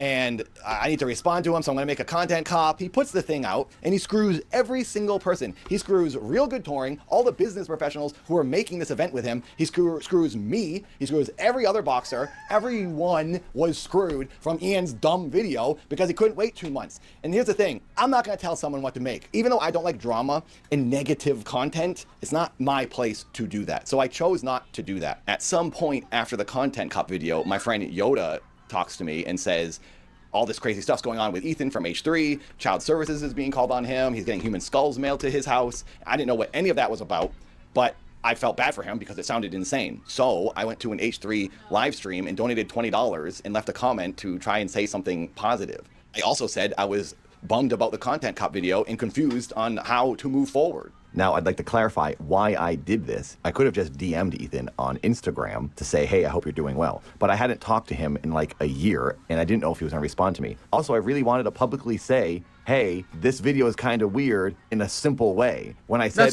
That's fair. I mean, like, screw it if you're doing it out publicly. Screw iDubbbz for putting you in this position. I think a lot of people were just trying to be nice to him because they were hooked onto this event. And because of that, I think Harley coming out and just, like, talking his nonsense right away made me respect Harley more, because he was like, listen, dude, you screwed all of us. You literally screwed all of us. And now we're just kind of, like, waiting until this blows over. Hopefully it does. I hope this doesn't hurt the event. There was a lot of people in confusion about this because you literally stabbed everyone in the back, iDubbbz. We're all kind of confused by this. I was sharing the sentiment of a few fighters that were genuinely confused as to why Ian and Anissa made this video when we all have an event coming out. So all the fighters had been very quiet and were like afraid to talk about things. So I thought if I made this donation, I could say in a sort of friendly way, hey, yeah, we kind of think this is weird. Hopefully it all blows over. I wasn't trying to insult Ian or Anissa, but I was just addressing the obvious that, yes, this is awkward now. I'm sorry. And I felt that was not an unfair thing to do. Then the next day, Anissa texts me a screen grab of my donation, and she says, is this real? Anissa took that as I was supporting her enemy that she has chosen, by the way. Ethan and Atri are not my enemy. So then dude, so this is where the skeevy Anissa iDubbbz thing comes from. Oh, this is where we get good, because they want everybody to be on their side. And that's like Ethan's pettiness too, that everyone has to be on this is a war, you're choosing sides. You can't say you can't be Switzerland. Oh, it's so great. This is the same thing that happened with Froggy Fresh. And the fact that they all saw what happened with Froggy Fresh and were like, oh, that will never happen to us. It's just so funny, dude. These guys all eat their own, bro. These LA goon bags are up to no good, my brother. Anissa makes me feel guilty and bad for what I thought was a nice thing. And she's like, oh, I can't believe you would do that. I'm 44 freaking years old. This is childhood, high school garbage. What the heck are you doing? I was texting Yoda, my friend, about this, and I said, I think I'm gonna walk. I'm not dealing with her. I can't do this right now. I almost quit when she called me, because Harley was out, I was talking to Harley was talking about his frustrations, I was saying, yeah, Anissa just called me. She tells me, this really hurts us that you would say this, because in the donation I said, oh no, their feelings were hurt. Oh my gosh, poor Anissa and iDubbbz. Their feelings were hurt after they made a disingenuous hit piece on another person where they refused to talk about how CPS was sent to his house. Oh, I feel so bad. This really changes the tides. I feel so much empathy right now. This is really confusing for all of us. I don't know why they put that video out. It hurts you that I said I'm confused why you're ruining the event? What are you talking about? It hurts you more that you put your video out, not me being upset about it. I would low-key have asked Ethan to hear me out. Yeah, exactly, dude. Exactly. I would have asked him to hear me out, too. I would have done the exact same thing in his position. I would have, like, reached out and said, hey, I heard about some of the stuff that's going on with you. I think it's kind of messed up. I hope this all smooths over. I would have done the same thing. Like, I would have 100% done the same thing. I would have, like, jumped on a live stream with Nicholas Diorio, probably done the same thing as Harley. I would have, like, been like, yeah, dude, I just want to box. I don't know why this is happening. Even, like, LA Beast, when he jumped into my chat, and he was, like, saying, I just don't know why this had to happen. Why is this going on? I'm so confused. I mean, he came, like, the fact that LA Beast came into a channel with 1,000 subs looking for more information is just to show you how insane and, like, absolutely asinine this entire thing was held and how piss poor the communication was. Oh, I burned a building down. Now everyone's complaining, and it really hurts me that everyone's complaining about my fire I caused. What the heck are you talking about? Living with God, this is the worst position to put anybody else. This is absolutely disgusting. But like, they're like, why would you do this to us? Why would you do this to everyone? You absolute monsters, right? Like, of course, I'm giving shade. I'm throwing shade when he deserves shade. I'm giving him a crap. Like, I'm not gonna sit here and just 100% say everything in his life is their problem. But this is disgusting what they've done. This is absolutely disgusting. When you're holding an event, starting a beef like this with a piss poor, like, this is like in Praise the Shadows against Wendigoon, where you're so off base and putting so many people in so many bad positions where you're just like, they have to say something. You're putting these content creators now, if they talk, they're gonna make the people that paid them to fight mad. So they have to be on your side. That's not a position to put people in. I was surprised that I made that comment on the H3 stream when she said, but Ian told you he was making that video on the camping trip. But just because he told me he was making a dumb video... Yeah, dude, 100%. Chat's saying, when did the grown adult YouTubers become more immature than the younger version of iDubbbz and H3, who would body their modern counterparts? Absolutely, dude. This is something I thought about H3 for a long time, and even now, like, he is a very petty guy. I think I understand his pettiness this time. In the past, I've seen him as kind of like a goon bag, and he deserved to be called that, because, like, his old self would have laughed at his content. Like, his whole H3 or his Leftovers podcast, old Ethan would have made fun of that podcast. So it's just funny to me how when they go mature, they get more immature, and it's like, well, you can't make fun of us because now we have the shield of virtue in front of us. And oh god, these guys are disgusting. Doesn't mean I should just automatically be okay with it because I heard about it beforehand. I can still think it's a dumb idea to put out when you're simultaneously putting on an event that's supposed to be non-political and not tied to any drama. Now, at this point, online, all anyone is talking about is how Creator Clash is failing, and it's a disaster. So I thought, in order to combat some of this negativity and maybe try to sway some people into having some sympathy for the fighters and maybe put a positive spin on all this and get people motivated to support the event, I thought I would go on Keemstar's podcast. And Keemstar has an audience who actually watches YouTube boxing. But before I could go on the podcast, Ian saw a thumbnail Keem posted with my face on it saying I was going on his podcast. Well, I mean, come on, dude. What did you expect? What did you expect about going on LolCow Live? You went on LolCow Live to talk about it, to try to put a spin. Dude, of course Keem's gonna try to get this stuff out of you, bro. Keemstar is the last guy you should go to. Keemstar hates these people. He hates them just as much as Ethan hates them. What are you doing, brother? Come on. Like... So Ian calls me and says, "Dude, this guy's decision making is absolutely abhorrent, dude. He makes the dumbest choices. You can tell he just did this whole thing has put him in a state of endless panic. This is kind of funny." Or you not go on his podcast because we don't know what he's gonna say. I said to Ian, it doesn't really matter what Keemstar says because he's gonna talk trash about the event regardless, whether I go on the podcast or not. If I go on, maybe I could at least combat that and try to sway some people and defend the event and make people kind of feel some sympathy for me and the other fighters and possibly turn the tides and get people to come around on this. Ultimately, I told Ian I wouldn't go on the podcast because now I'm thinking I'm rocking the boat. I don't want to make people upset. I don't want to get Ian and Anissa to kick me off Creator Bro's Clash. just a big old ball of anxiety over here, dude. It's melting down. This is crazy. Because I'm being controversial or I'm stirring the pot and causing problems. I really didn't want to get kicked off. And I also didn't want Anissa to call me. Oh my god, dude. Oh my god. They had him scared, brother. Dude, this is the thing. When you sign these contracts, you should have the ability to say what you want to say, especially as a content creator, and like have transparency for the event. If you're there, you're not gonna have any transparency, and you're like put in this position where you're not allowed to say any of the like mention any of the problems you're having, especially after they do something like this. This is not an event you need to be a part of.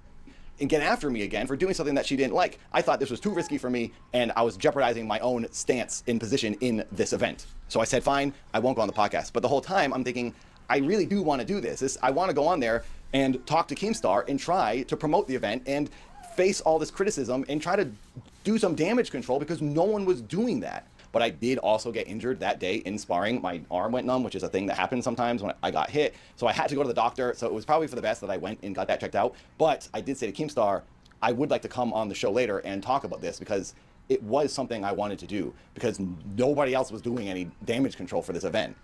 Now, every fighter in Creator Clash 3 was offered $15,000 to cover their fight training, except for LA Beast, who I guess got $7,000 additional because he said his training cost more than that. I don't know if anyone else got additional money. As far as I've been told by the event, he was the only one. Regardless, when the event got postponed, they offered Well, everyone... I mean, if he got 15K, so he made an extra $2,000. He made an extra $2,000. Well, it was supposed to, everybody else got 15K at this time. I don't know. The numbers kind of are a little weird. So he got, I guess everybody else got 15 plus 5. He got 15 plus 7, so he made an extra 2K.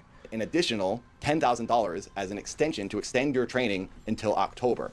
A lot of people couldn't do the event now because it was getting extended. Myth dropped out, LA Beast dropped out, Freddie Wong dropped out. I didn't drop out. I thought about it. I thought, is this worth doing? And then ultimately I thought, I really want to box. I've been training for so long. I don't want to stop this and I want the event to happen and I really want to get in that ring a third time. Also, that $10,000 will help me out. In addition to that $10,000 extension dollars, I was going to get now a cut of Ian and Anissa's 34% that they were going to get paid. But since they've dropped out, all that money will go to the fighters. I'm thinking this is great. And on top of that, I would also potentially get a bonus check after the event sells out. They'll split up extra money with all the fighters. So I get 3 types of payment. I'll get that $10,000 extension and then the 2 bonus checks. Bro was definitely feeling, okay, now that they're gone, it's going to be better. Dude, it was cooked. There was no way that this was going to turn around. In the entire world, there was no way that this was going to turn around. You were living in a la la land, bro. This is the same logic that you used to move to California, brother.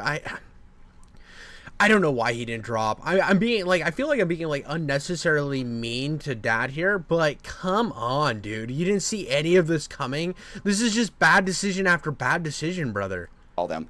But now that the event has been canceled, I'm not getting that extra money. I'm not getting that $10,000, even though I did some of the extra training because the event's canceled now and it's just over and there's just no more money. And it's really messing me up. It's really hard for me to be okay with this. That's why I'm making this stupid video because I'm upset. It sucks. I put my heart into this. I got freaking beat hard this year, harder than I ever had. And I thought, I'm going to do this. I'm going to train like a freaking professional. Keep my head down, avoid this drama, and now here I am, screwed. At this point, I just started getting too worked up, so I'm now just... Yeah, dude, this is unfortunate. Like, I don't like seeing somebody in this position. I really don't. You can tell, like, this whole video, you can tell that he's been a wreck. Like, this whole experience has just ruined this poor guy. Oh god, dude. Like, of course, I mean, I know I've thrown a lot of shade on him and he deserves it, but like, come on, dude, this is fucked. Could you like, Mr. or Mrs. Empathy did this to a person. They did this to not only one person, but everybody who was in the fight, everybody who took an entire year of training and working and like passion behind this event and just pulled the rug on them. Like, Ian and Anissa do not get enough hate. I'm sorry. You guys, oh, your empathy, oh, you care about like these social political issues so much. You guys are empathetic. Look what you did to them. Yeah, you think you can help a conflict on the other side of the world when you can't even do right by the people that are directly under your event? Get the fuck out of here, bro. I will never want to associate with Ian and Anissa. I would never want to say anything kindly about them. I don't know why anybody would want to be in the same room with these goonbags after they did this to all these people. Ending the video. When I filmed this, I just sort of spilled my guts and got kind of worked up. Then I remembered more things I wanted to say, and I tried to compose myself a little bit better, so the video's a bit wild. The last thing I want to say is that I always tried to be respectful of them, publicly and personally, when I was talking to them. I've always given them the benefit of the doubt and never really wanted to place blame on them or anyone. And then it turns out they were just talking trash about me behind my back. Ian's coach said on H3 that they used to say I was weird and talk trash about me. Yeah. Like, what do you expect? These are the fakest people in the entire world. Mr. and Mrs. Empathy are lying scumbags. What did you expect? Oh my god, dude. Oh my god. Could you, like, this poor guy, dude. I feel so bad. He thought he had a friend. They were just talking crap behind him. He moved to LA to be by his friends, and they're all fake, which, you, like, if you weren't in a little echo bubble of other LA goonbags, you would know. Jesus, dude. Could you imagine being the... Oh, my God. And then I also heard the same thing from Froggy Fresh 2 years ago. I don't care if people think I'm weird, because I do make weird videos. I like being different and unique. I'm used to people saying I'm weird. I was just very surprised that it was happening by 2 other creative people. I thought they were like me, and I didn't expect them to make fun of me for being different. I thought that was the point of Creator Clash, was to gather the unique people and put them in a boxing ring. I guess not. So there you go. That's everything. That's my side of things, and that's how I feel. I'm a little embarrassed to even put this video out and join in on this like conversation and expose myself and show myself as getting worked up, but I'm choosing to put it out. I'm choosing to leave that stuff in because that's how I feel, and it's real, and this is what all of this has done to me, and it's made me act this way. I do like that he broke it before he got too irrational. I do think that that's good, because like I hate when like somebody's just sitting there bawling. So the fact that he cut it every time he was about to get emotional was pretty good. It shows like a little bit more, I don't know, it's a little bit better than your normal meltdown video that you see from so many people. But dear God, could you imagine doing this to somebody? Like, could you imagine starting an event and screwing somebody over this bad? This is just gross. This way. When it's all over, it's done, and we don't have to think about it anymore. You can see me box on Misfits soon. I will give you up. Good for you. Good for you. Go get your bag somewhere else. I think I would. It's so funny to me every time I see one of these people, like after Creator Crash 2, like the fact that none of them were just like, I'm gonna go box for Misfits and I'm gonna give a portion of my profits to charity, and that does more than the last 2 Creator Clashes did. Pretty much. The only reason that this cancer got any money was because of the Ethan and Hassan beef. That's it. Could you, like...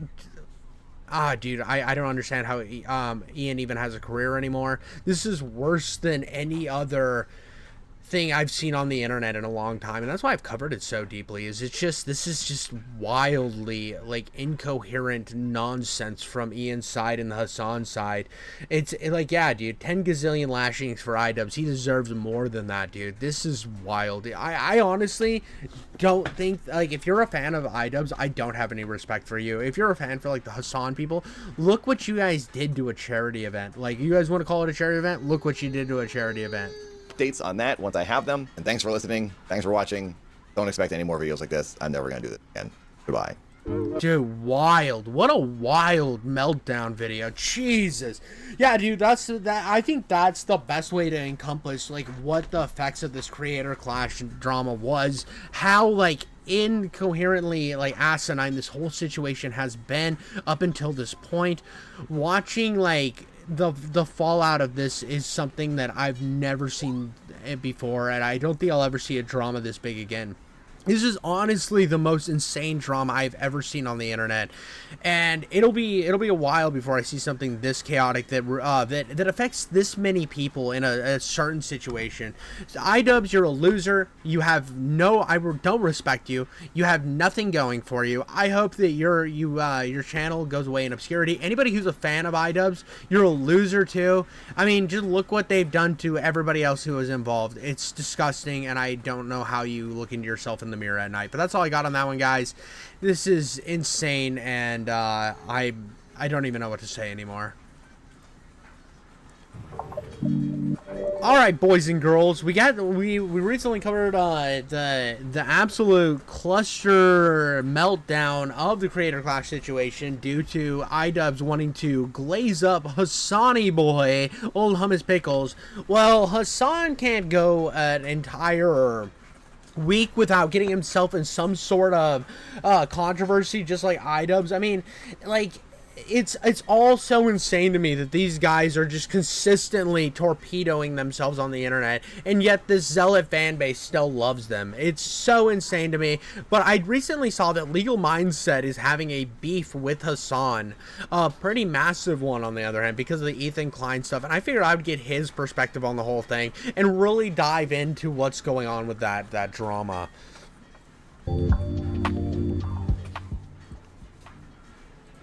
Hassan has slandered me, committed some defamation in response. Gee, I mean, Hassan, like, could you imagine a world where, like, just a week goes by where Hassan, iDubbbz, Denims, Frogan, where none of these guys slander anybody, where they're just reporting on the news they care so much about, where they wake up and they actually care about these kids in Gaza that are dying, they pretend to love so much, instead of using them as human meat shields. Wouldn't it be wonderful to just go a week where they were doing that instead of slandering everybody who had any type of, like, bad thing to say about them? It's insane to me. They are worse commentary. They're not even commentary. They're worse slop tubers than even me, and I'm one of the sloppiest commentary slop tubers out there. So to live in a world where the political guys are just drama channels at this point is hilarious to me, where they're willing to slander anybody who has the audacity to call him out. By the way, his eyes are so goofed up right now. He's got one eye checking out like a Brazilian's butt over here, and the other's looking at my man nipples. To my reaction to what was going on with Twitch and the situation with Twitch. So today I'm going to respond to that publicly, clear up some of that misinformation, and also talk about some hot water that Hassan may be in legally in the state of California. Of course, I'm Andrew Esquire, American attorney, and this is the Legal Mindset. We teach you to be your own judge. So typically my policy overall with defamation, with people that engage in defamation, is just to ignore it, is to pass it by, is to really pay it no mind, particularly if they're smaller. Yeah, I mean, at the end of the day, if somebody like made a hit piece on me, I would react to it. I would react and commentate to it on stream, live. I would see what they had to say. I would debunk what needs to be debunked, and I would take the knee on stuff that needed to be taken the knee on. Like, if somebody, like, talked about how I say too much, or how I'm annoying, it's like, yeah, dude, that's subjective. I get it. You can hate on me all you want. That's fine. But I would react to it live. I would check it out, and I'd move on. I think a lot of these people take this internet stuff way too seriously. They, like, the most you'll get out of me is I'll argue in the comments, and I'll move on with my day. By the time the next video drops, it's the new next influx of me arguing with people to, like, try to perk up engagement so my channel grows and I can eventually make money on this goonbag sphere. But that's the most like, into it I get. Sometimes I won't even, like, lay comments out because I'm just don't care. It's one of those things that you shouldn't let this stuff affect you outside of turning off the computer, and that's something so important I need to tell every commentary channel or people who, like, dive into drama. You need to be able to shut the computer off and not think about the drama and be able to move on with your life.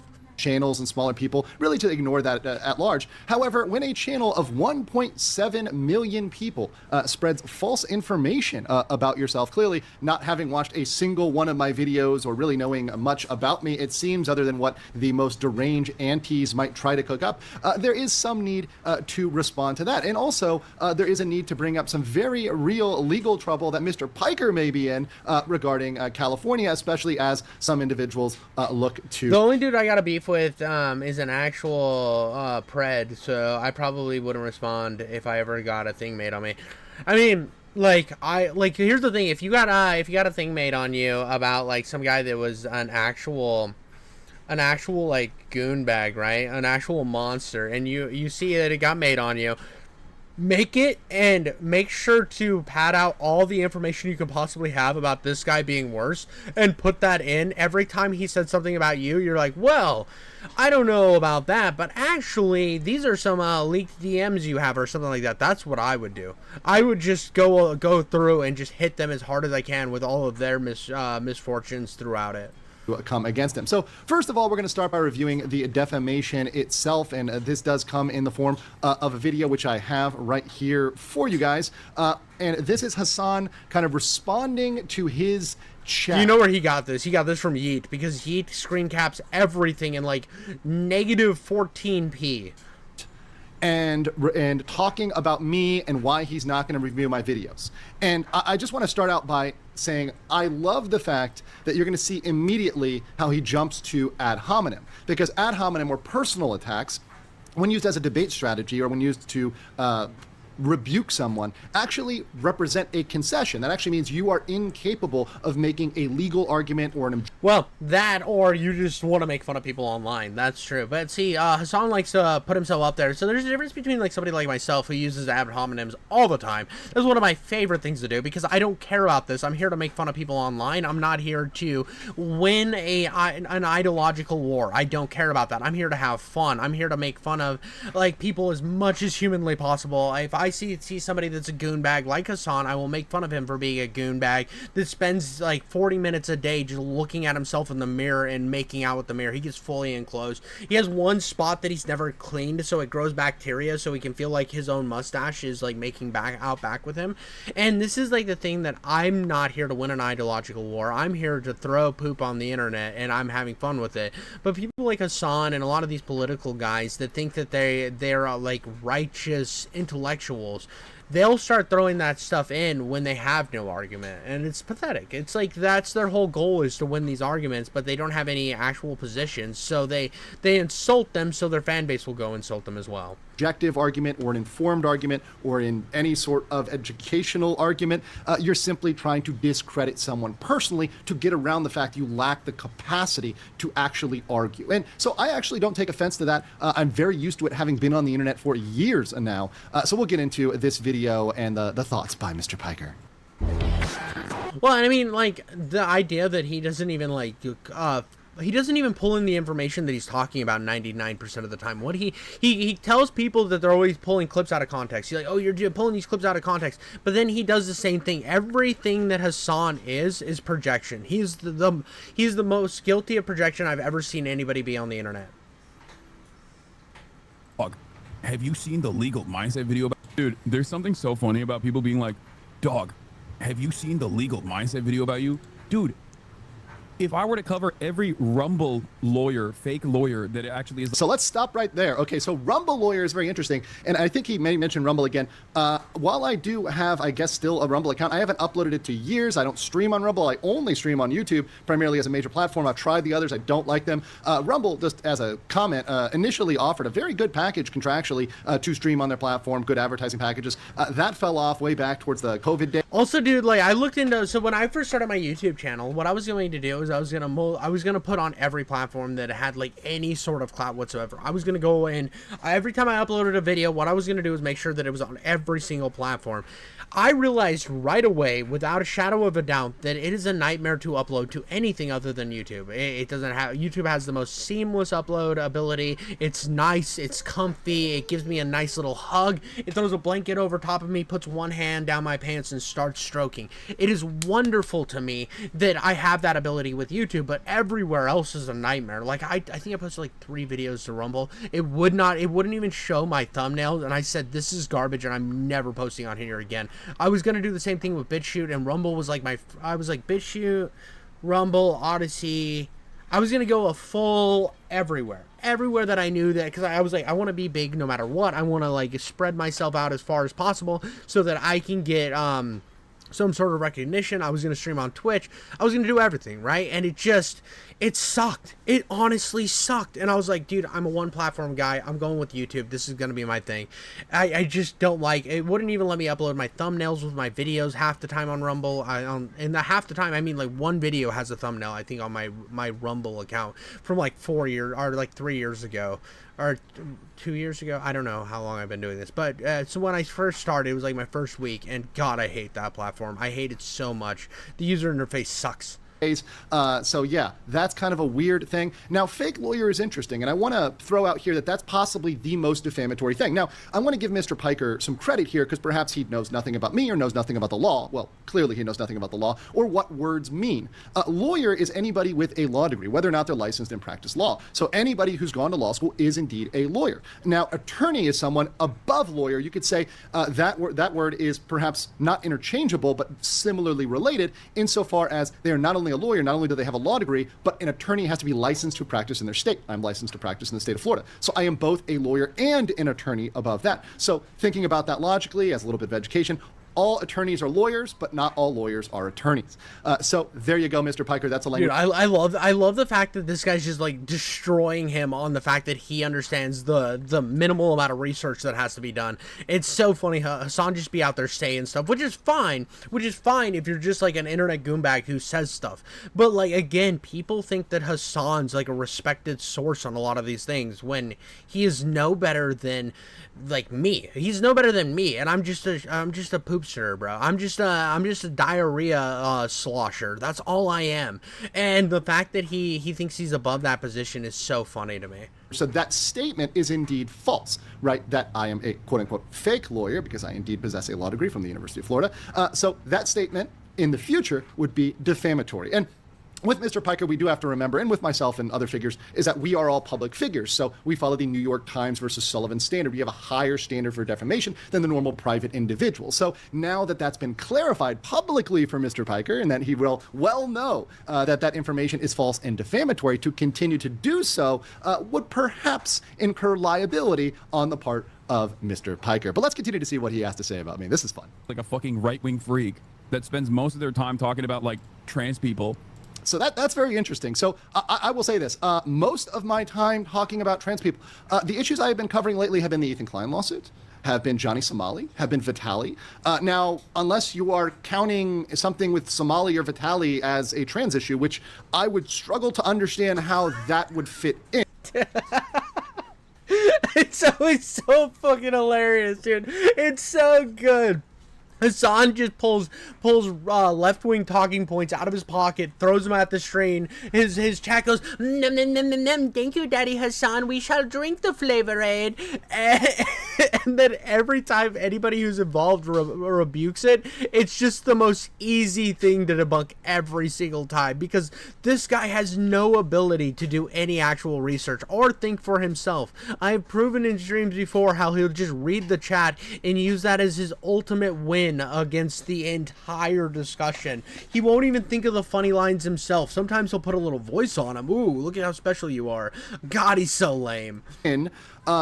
Then yeah, that's not at all what my content has been about for the past years. So very interesting thing. Also, I keep politics out of my streams, and it's particularly over the last year, definitely last 6 months and a year, I have endeavored to keep my streams as objective and educational and make it a environment where everybody is welcome. Even people Well, that's what these people don't understand. You have to have a political position. You have to be fully in politics to be able to commentate on them, because they are a big deal in the political ecosystem. So you have to know all of the principles of what's going on in the political world, when that has nothing to do with the argument. But they utilize that to win the argument. It's like, oh, well, you're just criticizing me because you're a Zionist. You're just, praise Skibbity, our parish tipsters here. What the heck, tipster? I was making fun of you a little bit earlier on stream, my boy. We were talking about how commentary, every commentary channel has basically disappeared. I know you haven't disappeared, tipster, but yeah, you don't really make the waves you used to make, unless you, like, jump. I mean, you are a very big man. That's not me to throw too much hate at you, Tipsy, but you are a fairly large individual, so if you landed in water, you would create some waves. You have destroyed Bowblacks, though. This is something I know. Tipster just popped into my chat, so if you don't know Tipster, he was a commentary channel from back in the day. Now I don't know what he does, but he is here. He did say praise Skibbity, which I'll give him a little bit of love for that, but also I want to just say how Tipster dug himself out from like YouTube oblivion. So Tipster was like made fun of so hard on the internet that you couldn't find his channel when you looked him up on YouTube, right? He was cooked, obliterated, gone, right? And then Bowblack shows up and screws over every one of his friends, instantly screws over all of his friends, while saying that you can't criticize him because he's non-binary. And Tipster just shows up out of the woodwork every time Bowblacks tries to be a little goonbag. But you just see Tipster coming out of like he like opens the closet's door with a shotgun and just shoots him in the kneecaps. Every time there's one of these drama or Bowblack shows up, I feel like Tipster's right behind him, like shooting him in in the knees, just taking him down to size every time, and it's hilarious. I will give Tipster the W there. As much as I like to make fun of the man, he deserves that W. Hassan Piker. Oh, is it not Tipster? Dude, what? We got a lot of people coming in here, but yeah, this is crazy. This is crazy. Let's get back to the legal mindset stuff. Let's get back to making fun of how Hassan is no better than just a crappy commentary stream channel. Are welcome in my chat so long as they are civil, so long as they keep the conversation from violating the terms of service of the platform, because I indeed do care about abiding by the terms of service of the platform.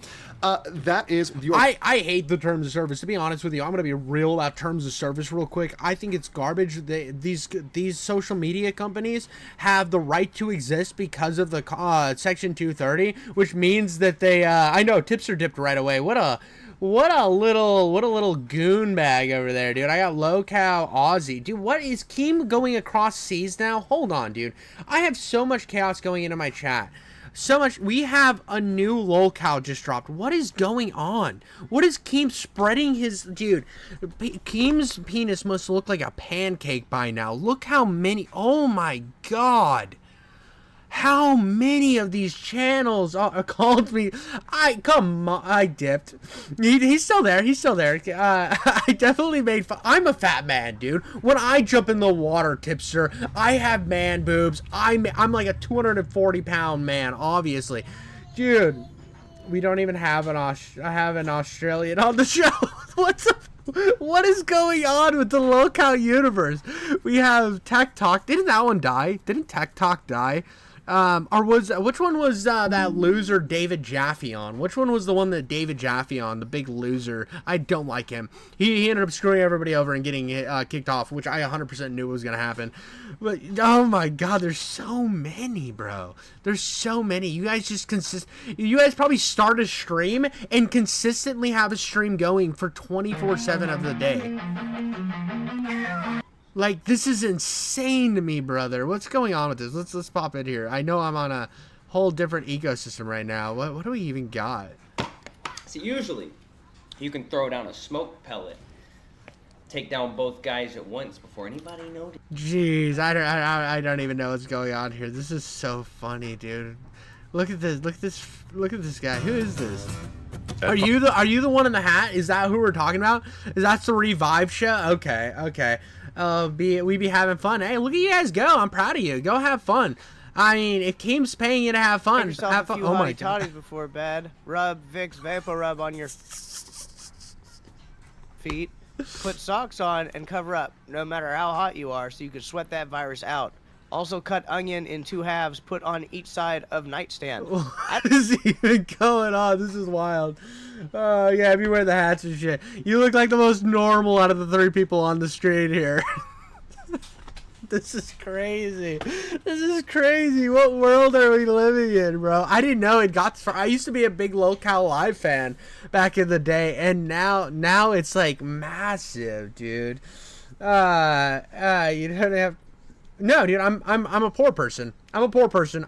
Tipster, listen, when I get big enough, when my crappy YouTube channel gets to where it's monetarily supporting me to pay for YouTube Premium, I will pay for YouTube Premium. But listen, buddy, I'm not putting any more money than I have to on this until I am an absolute goon bag money-making machine, buddy.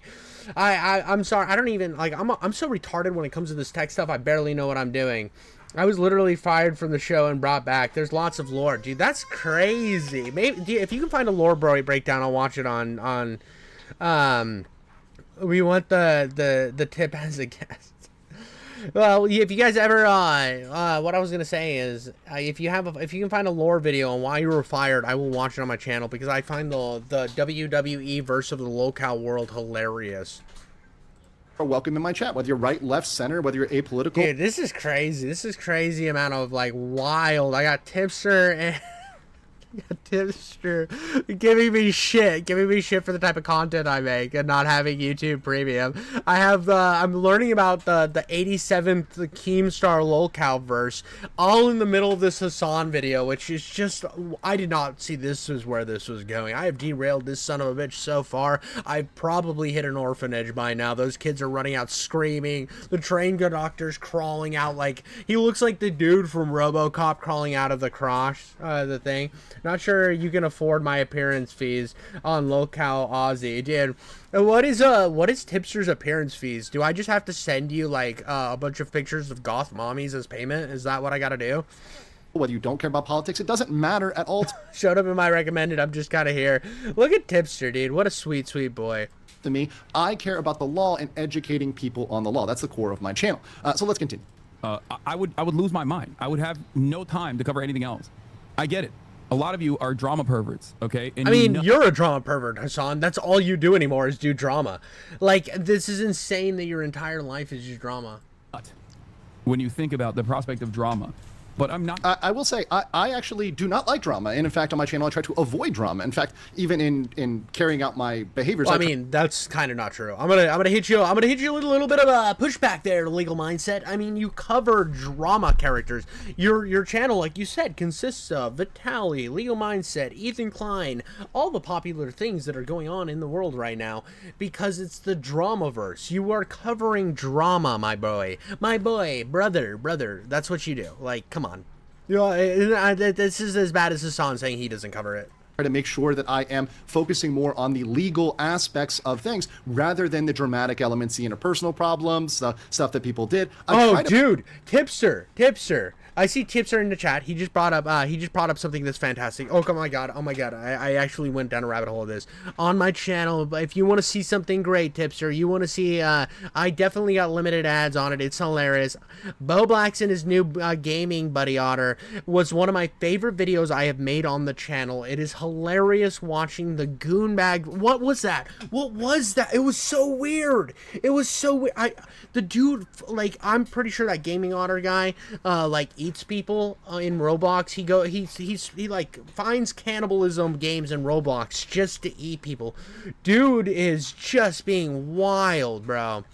Just being wild. It was the craziest thing I'd ever seen. It is my favorite like reaction commentary stream I have ever made. Focus on the legal. Well, dude, Bo Blacks will never show up on your lolcow show. He's the type of person that being called the lolcow hurts him internally. He is like DSP, brother. He is like DSP. He's like, you can't make fun of me because I'm non-binary. I mean, I have gout.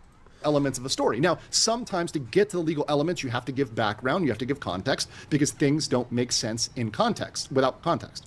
However, yes, I would agree with Hassan that I don't like drama, but what Hassan tends to define as drama, and what it appears he's defining as drama, is anything... Oh, dude, again, I know for people watching this VOD, I know I'm derailing like crazy, but, dude, the Otter is a content gold mine for lolcow. Yes, dude. He is so wildly uncomfortable to watch. Dude looks... Like, if I could describe what he reminds me of is a real-life skinwalker. The dude is 100% a skinwalker. He would show up... Like, the problem for, like, he would be fun to make fun of on a stream, but having him on my show, or, like, even a lolcow type show, would be so uncomfortable. Because he'd just sit there. Do you like Nintendo?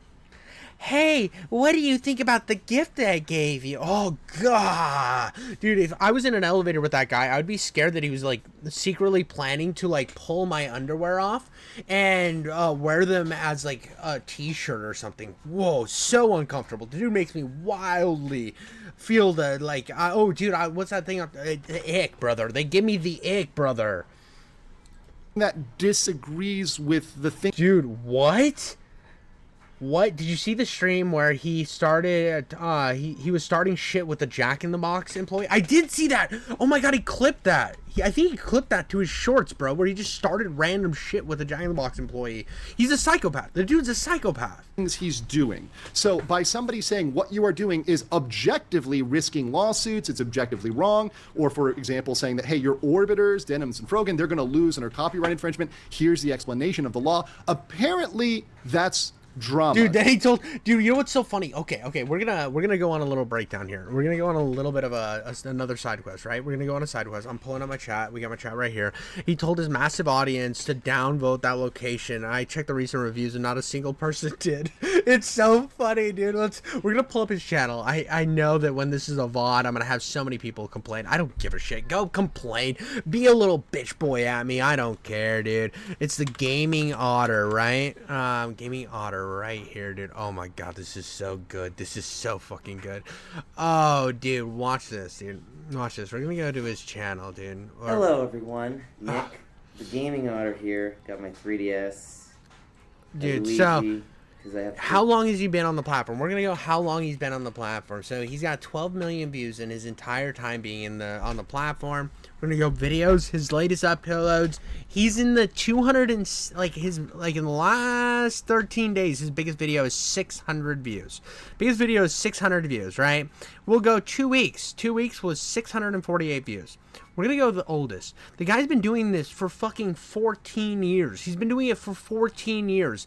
And like he's had some shit hit pretty high, 300,000 views. But the dude's channel is on its deathbed. Dude, he's like crying, he's beat, he's sad. You look at my channel, I'm a nobody. I just started this 2 years ago, 3 years ago, not even that, like, I've been monetized for like the last 2 months, so I think it's been 2 years of actually trying to be successful on this platform. Actually, like, giving it a shot to try to make money. We look at, I have almost 500,000 views, right? We go to my videos. Of course, I'm super small, but in the last 2 days, I already have a video bigger than his. I go down like to the 2 weeks, bro. That's insane, brother. I got bigger. I mean, dude, just imagine you're making like the easiest point camera at you and talk videos, and this channel of a nobody is doing way fucking bigger. Like, come on, dude, get out of here. I just started this grind. We go to my oldest 2 years ago, so I've been doing this for 2 years. That's my oldest video. Like, obviously, it's these are all dog shit. Well, my Review Tech USA video got 1,000 views within, like, that was early because I don't like Review Tech.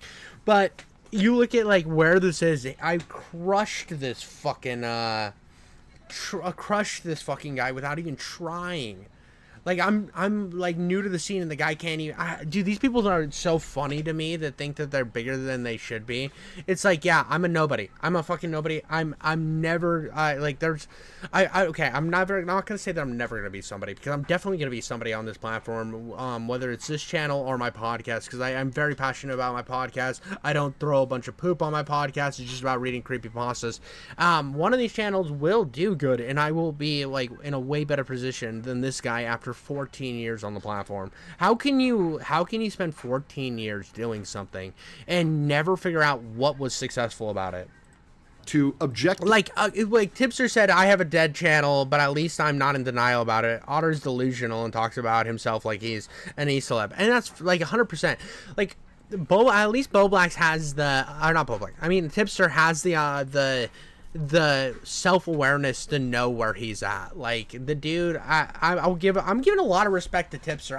Feel like in the last year, Tipster's been getting a lot more respect, and I feel like Tipster, if you like change your content up a little bit, went back to the drama stuff, started throwing poop on your platform again, you could pull it back. I think you could get back to the way, at least gain some of the notoriety back. Get on that Papa Gut grind.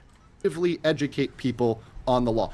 That's a new definition of drama to me, and I don't know what you guys think, Chad. Going to pay any mind or any attention to some fucking psychotic I mean, even like, speaking of Tipster again, dude, and the reason I keep talking about him is he's in my chat or whatever, but me of Tipster, I didn't think you couldn't have told me, right? There would have been, if you would have told me last year, before I even thought about doing commentary, that in a year Tipster's gonna get praise from Nicholas Diorio for getting W's again, and Augie and all that.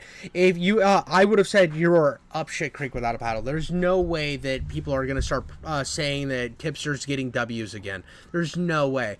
And if you would have told me that Ethan Klein and iDubbbz would have had a falling out, and that well, Hassan having a fallout was obvious. Like, this was always coming. But, like, you would have never gotten me to believe those two things. This has been an insane year, bro. This has been an absolutely insane year for that type of stuff where I'm getting blindsided from every direction in terms of drama. Lawyer, not a real lawyer, but a passport bro. So, okay, that's really interesting. Once again, he repeats the defamation, saying I'm not a real lawyer, which is indeed wrong. And that's fair. That's fair. Tipster's saying he's in it just for the game, and I mean, I think I'm just I think it's because I'm still newer. I'm still in that growth mentality where I want to be big, as strong as possible. That's why I release like 20 videos a week. I'm definitely trying to grow as much as humanly possible and be recognized on the scene a little bit more than I already am, just because I want this to be profitable for me. And I think it would be good. It's interesting, and MAGA, of course, don't bring up politics. That I've never talked about that at all recently at all. But beyond that, bro, Local Aussie is glazing. Like, dude, if Local Aussie, you look at my chat right now, they are living in the folds of Tipster, trying to, like, they're crawling up Tipster, just like kissing every portion of him, trying to get them on his show. This is awesome. This is hilarious, bro. Like, Aussie, I'm gonna be real with you. If Tipster was gonna be on any of them, I'm pretty sure he would be on the one with Keemstar. I think he would be doing that. But yeah, thanks for stopping by, Tipster. It looks like he's out of here. Aussie, I love the fact that you're glazing him so hard trying to get him on that podcast. Chase that bag, brother. I love it. I love this chat right now. Passport bro is interesting because the definition of a passport bro is typically someone that would visit a location for a short period purely for sexual purposes. And for anybody who knows anything about me, I'm a long-term resident of several countries in Asia. I've been a resident. My last 3 guests bailed, and they saw Local in the name. Dude. I remember when you were on with Keem. That was a while back. Tipster came back just to say he was on. It was I'm trying to remember the drama that you came on. That was another time you took a W. Is you came on and you actually came on and you were like savage, bro. You brought back old Tipster just for that one stream. I think you even said a slur, if I remember right. But not like I don't know if it was one of the bad ones. It was just like a slur. It was like, I think it was maybe you said bundle of sticks or something. I don't know. But it sucks, dude. You guys, that's the problem with the Local branding, bro. Is the actual locals don't want to be any a part of it. You know what I mean? It sucks. If you guys can always hit me up in the Discord. If I'm free, I will jump on. But the guy who leaked the video of wings, LOL. I'm the guy. Oh shit. Dude. Well, if you guys ever need somebody else and it doesn't interfere with my work schedule or anything, hit me up on Discord. My Discord's in my bio. You can send me a friend request and we can definitely do that. Oh, taking advantage of my queer card to use that F slur. That's fair, dude. That's fair. Do whatever you gotta do. I don't think you need to take advantage of any type of cards to say words on the internet, but again, I gotta stay by the YouTube terms of service, so I can't be saying anything too wacky or wild.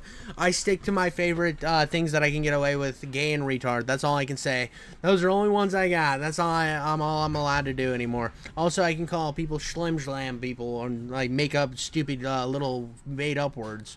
Of the Republic of South Korea, the Kingdom of Thailand, the Philippines, and Japan. These are all wonderful, amazing countries, and I do help people obtain legal visas and legal. Yeah, man, just hit me up on Discord. I would love to make it work. Residents long term in these countries because they appreciate the culture, the lifestyle, the quality of life, the peace, the safety, the tranquility.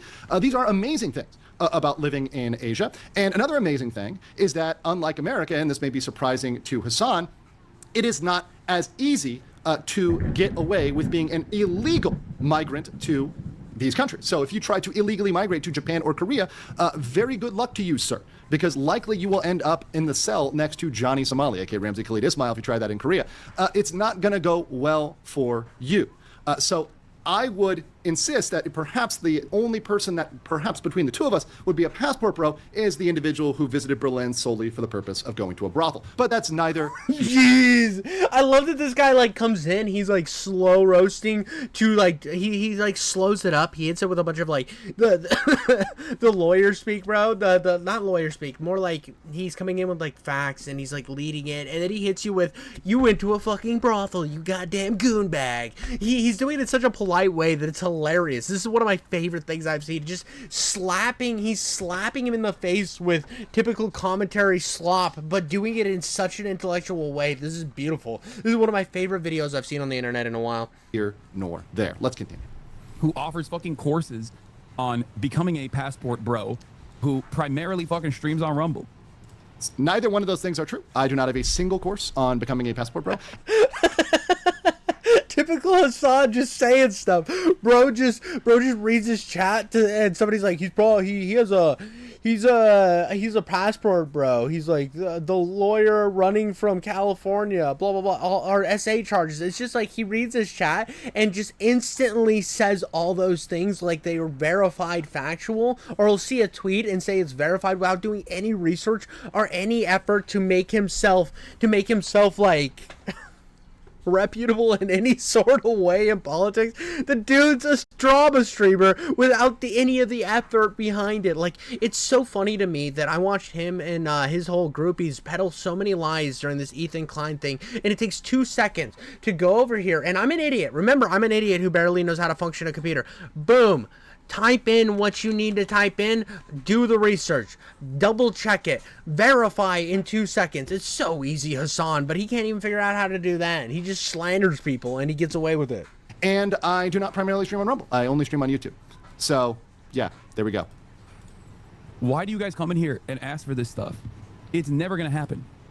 And that's the great point. I'm going to leave it right there. It's never going to happen because Hassan lacks the capacity to actually address real issues and to actually respond to legal or objective arguments, because he's incapable of doing that. Not only because he's not a lawyer, even a non-lawyer can make an argument, can make a policy position, can say this should be this way for XYZ, but because he needs to discredit others by ad hominem in order to try to win an intellectual argument. And frankly, that's at the lowest level of argumentation. But one thing he really can't argue with is the law. And in fact, there's a California law, which was pointed out by a California lawyer friend of mine, that shows that he may have violated this statute. Oh my god, dude. Let's go, dude. Actual research, actual thing. I saw your message, Twiggy. I sent you back I accepted your friend request on Discord. So if you want to hit me up about like collabing, I am definitely open to that.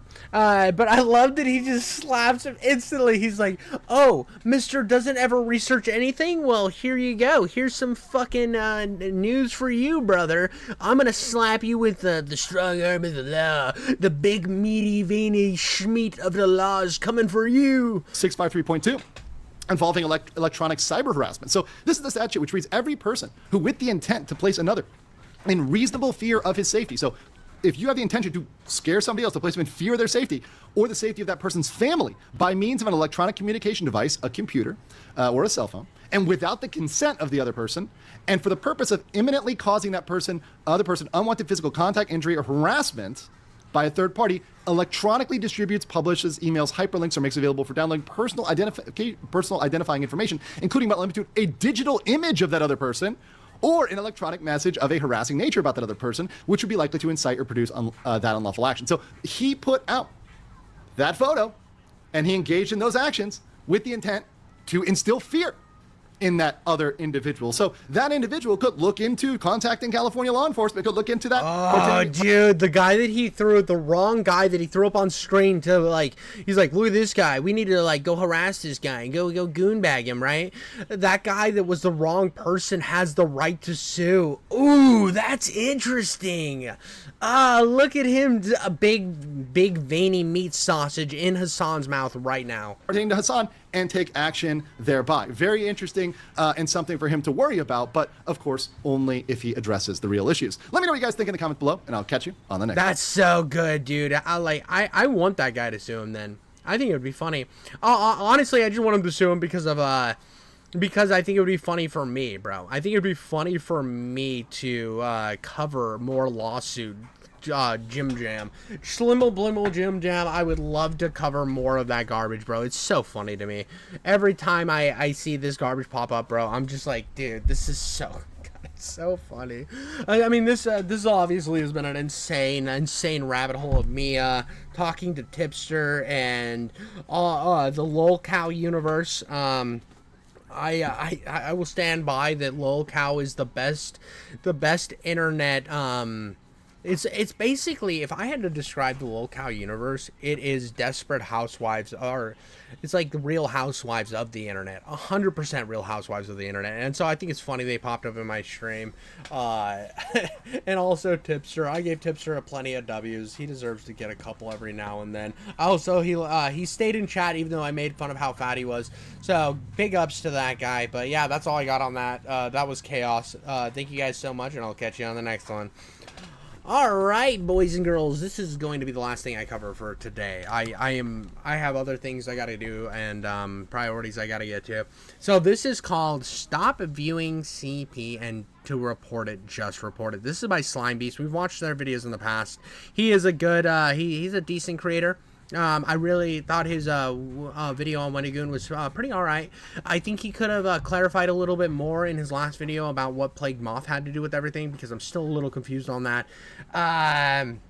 Oh, stop glazing. I'm gonna glaze a little bit when there deserve to be a glaze. I mean, okay, before we even get into this, I'm gonna be real upfront with you, Ozzy. I'm gonna be real. If he would have showed up and been a whiny bitch about every time I made fun of him, instant L, but he didn't.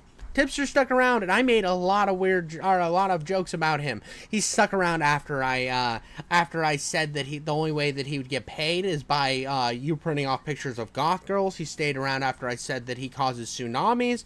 So you got to give somebody a little respect for that. I'm not gonna just instantly hate on him. I talked about all of his bullshit, so I think I was fair. That's what I'll say. That doesn't mean that if Tipster gets into a drama tomorrow, I'm not gonna fucking cover it. That's instantly what I would do. I would slam my micro penis down on the counter and say, superior intellect that I gained from having a micro penis, start digging, buddy, because we are gonna cook this Jaluba man. You know what I mean? So I'm gonna be nice to you guys because you showed up. You can joke about me all you want.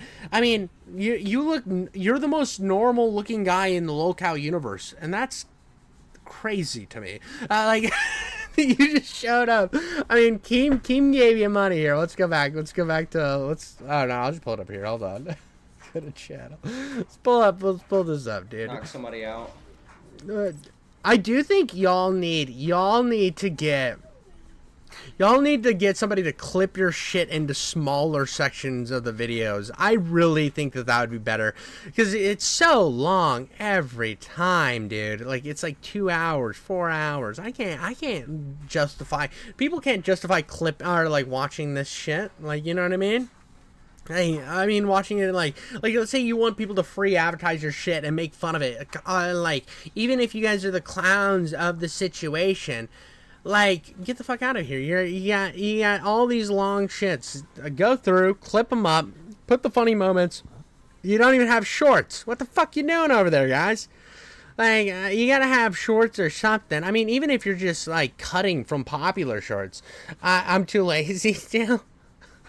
Well, I mean, come on, brother. Come on. You guys can do it. It's easy. It's easy. I clip up my streams for my YouTube channel. I do 12 a week. And then I edit my own podcast. You can do it, brother. I have faith in you. Look at your numbers. You're making money. Why the fuck aren't you making more money? Think about all the money you could be making. I mean, what's your regular channel? Do you have a regular channel? There's no regular channel going on here. But you could be making so much more money. You got it, dude. I have faith. The more you start clipping it now, dude, it is all right. You got some pretty good thumbnails. I'll give you that. You got some pretty good thumbnails. It's solid. I like your little backgrounds and stuff like that. You did a pretty good job. I'm not hating on that. I'm hating on the fact that you could be monetizing the shit out of this so much better.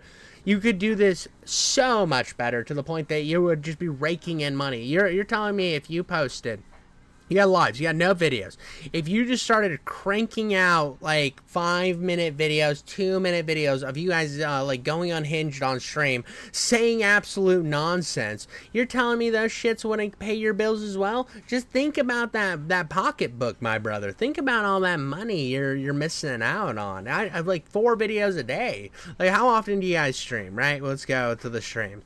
11 hours ago, 1 day ago, 2 days ago. You guys could You could start with like a video. You got 2 of you on there.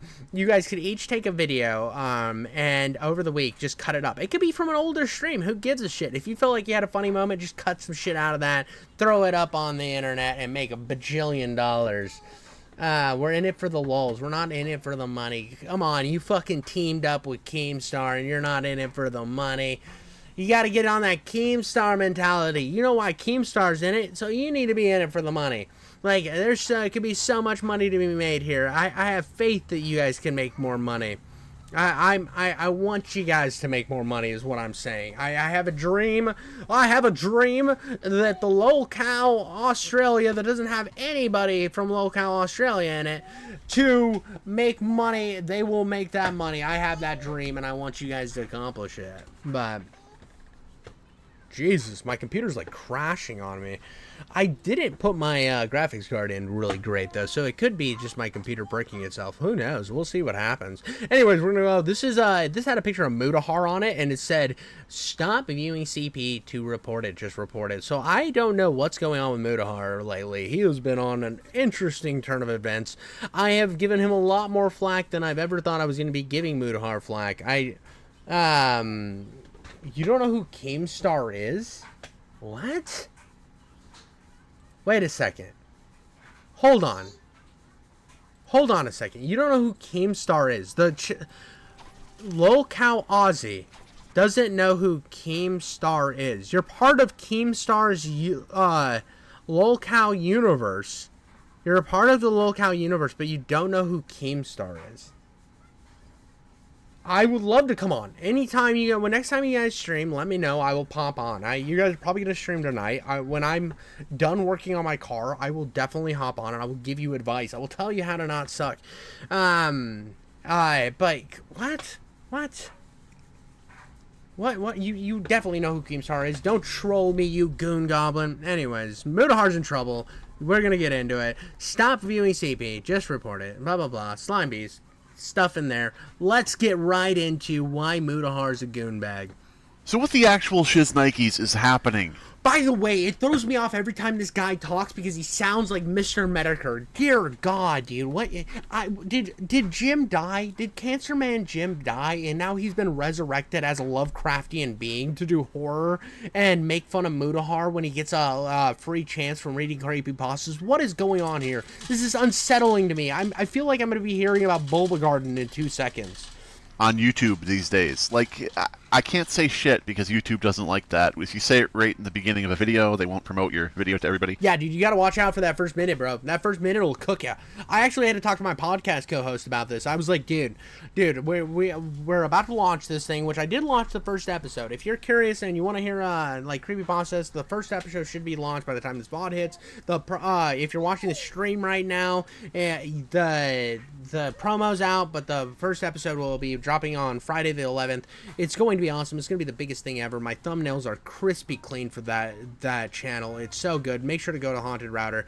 But dear God, dude, dear God, I have to tell. We have to be on the same page. I'm like, remember that first minute. We cannot say any flim flam words. No flim flam shimmel blam. So I have to keep it brand safe. So what the actual flock is happening? Dude, hit it with that Waka Flocka Flame, bro. If you're familiar with my channel, you know that I've spoken about people who have been reacting to gore content on YouTube, and people who have been reacting to CP, CSAM. By the way, speaking of the gore content, the thing that's kind of funny about that is, like, me, Mutahar, he was like, it's me, Mutahar, and today we're going to be talking about a YouTuber who clock-skied another YouTuber. And he's, like, has so much energy. He's like, it's a crazy time to be a commentator, guys. He was, like, so, like, jovial and happy about it. But he wasn't, like, obviously, I'm not saying that he was, like, condoning it or happy about it. It was just funny, his energy. His energy that he injected into a YouTuber being shot on the streets of Las Vegas was insane to me. He was all like somber about like some of his drama stuff lately, or about his apology about the Nintendo Switch 2. But when it came to a YouTuber just getting Glock splatted on the sidewalk, he's like, whoa, that's pretty crazy for the internet, guys. It's me, Mutahar here. Pornography on YouTube. Plague Moth making videos reacting to and talking about child abuse. That was a little. There we go. Now we're getting some Plague Moth drops of how he's a cringe goon bag. I see again, dude. I am so behind on the Plague Moth drama. Material. Admitting to watching a ton of CP. Admitting to watching the worst CP video on the internet, like at least part of it, he says. There's that guy Burned Show. Burned Show was a YouTuber who reacted to that same incredibly terrible CP video. He reacted to it on his channel.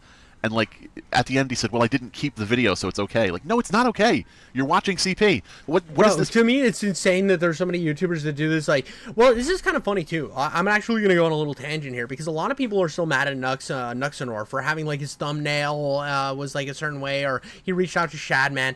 And it's so funny to me that they all, like, Outski, McCloudski, bounced off away from Nuxanor. But then you look at these guys. And it's like, I do deep, dark web deep dives. And I'm like, and you haven't stumbled upon anything that you should, and you watched something you shouldn't have watched?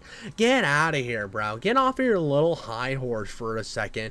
For somebody who posted a picture and then changed it within a week. Yeah, that was the drama with Nuxanor. He had some thumbnails that were edgy, and a lot of them had been changed years ago, and there was a few commentary channels after him. And then Muta didn't get any of the flack until he did some other stupid stuff later. Now he's burnt himself with the commentary community. But before, he had, like, a pass. I don't know, dude. It's so insane how, like, there's these channels that cover, like, the seediest sides of the internet, and they just get away with it. Like, I mean, they if you say, hey, I stumbled upon this, I instantly reported it to the FBI. I didn't watch any of it. Once I found out what it was, I just instantly reported. I found a thread that was linking to videos. I just sent that thread to the FBI. I didn't open any of the videos. That's fair, dude. You did your deep dive. You were fine. I'm not expecting you to click on those links. But they're clicking on their links because they are doing journalism. But actually, what you're doing is watching... that's what you're watching. What are these lines you guys are crossing? There was some German YouTuber. Something to do with cups in his name. I forget his fucking name. He disappeared pretty quick, thank God. Like, his ass was run the fuck out. But he reacted to the same fucking video on YouTube.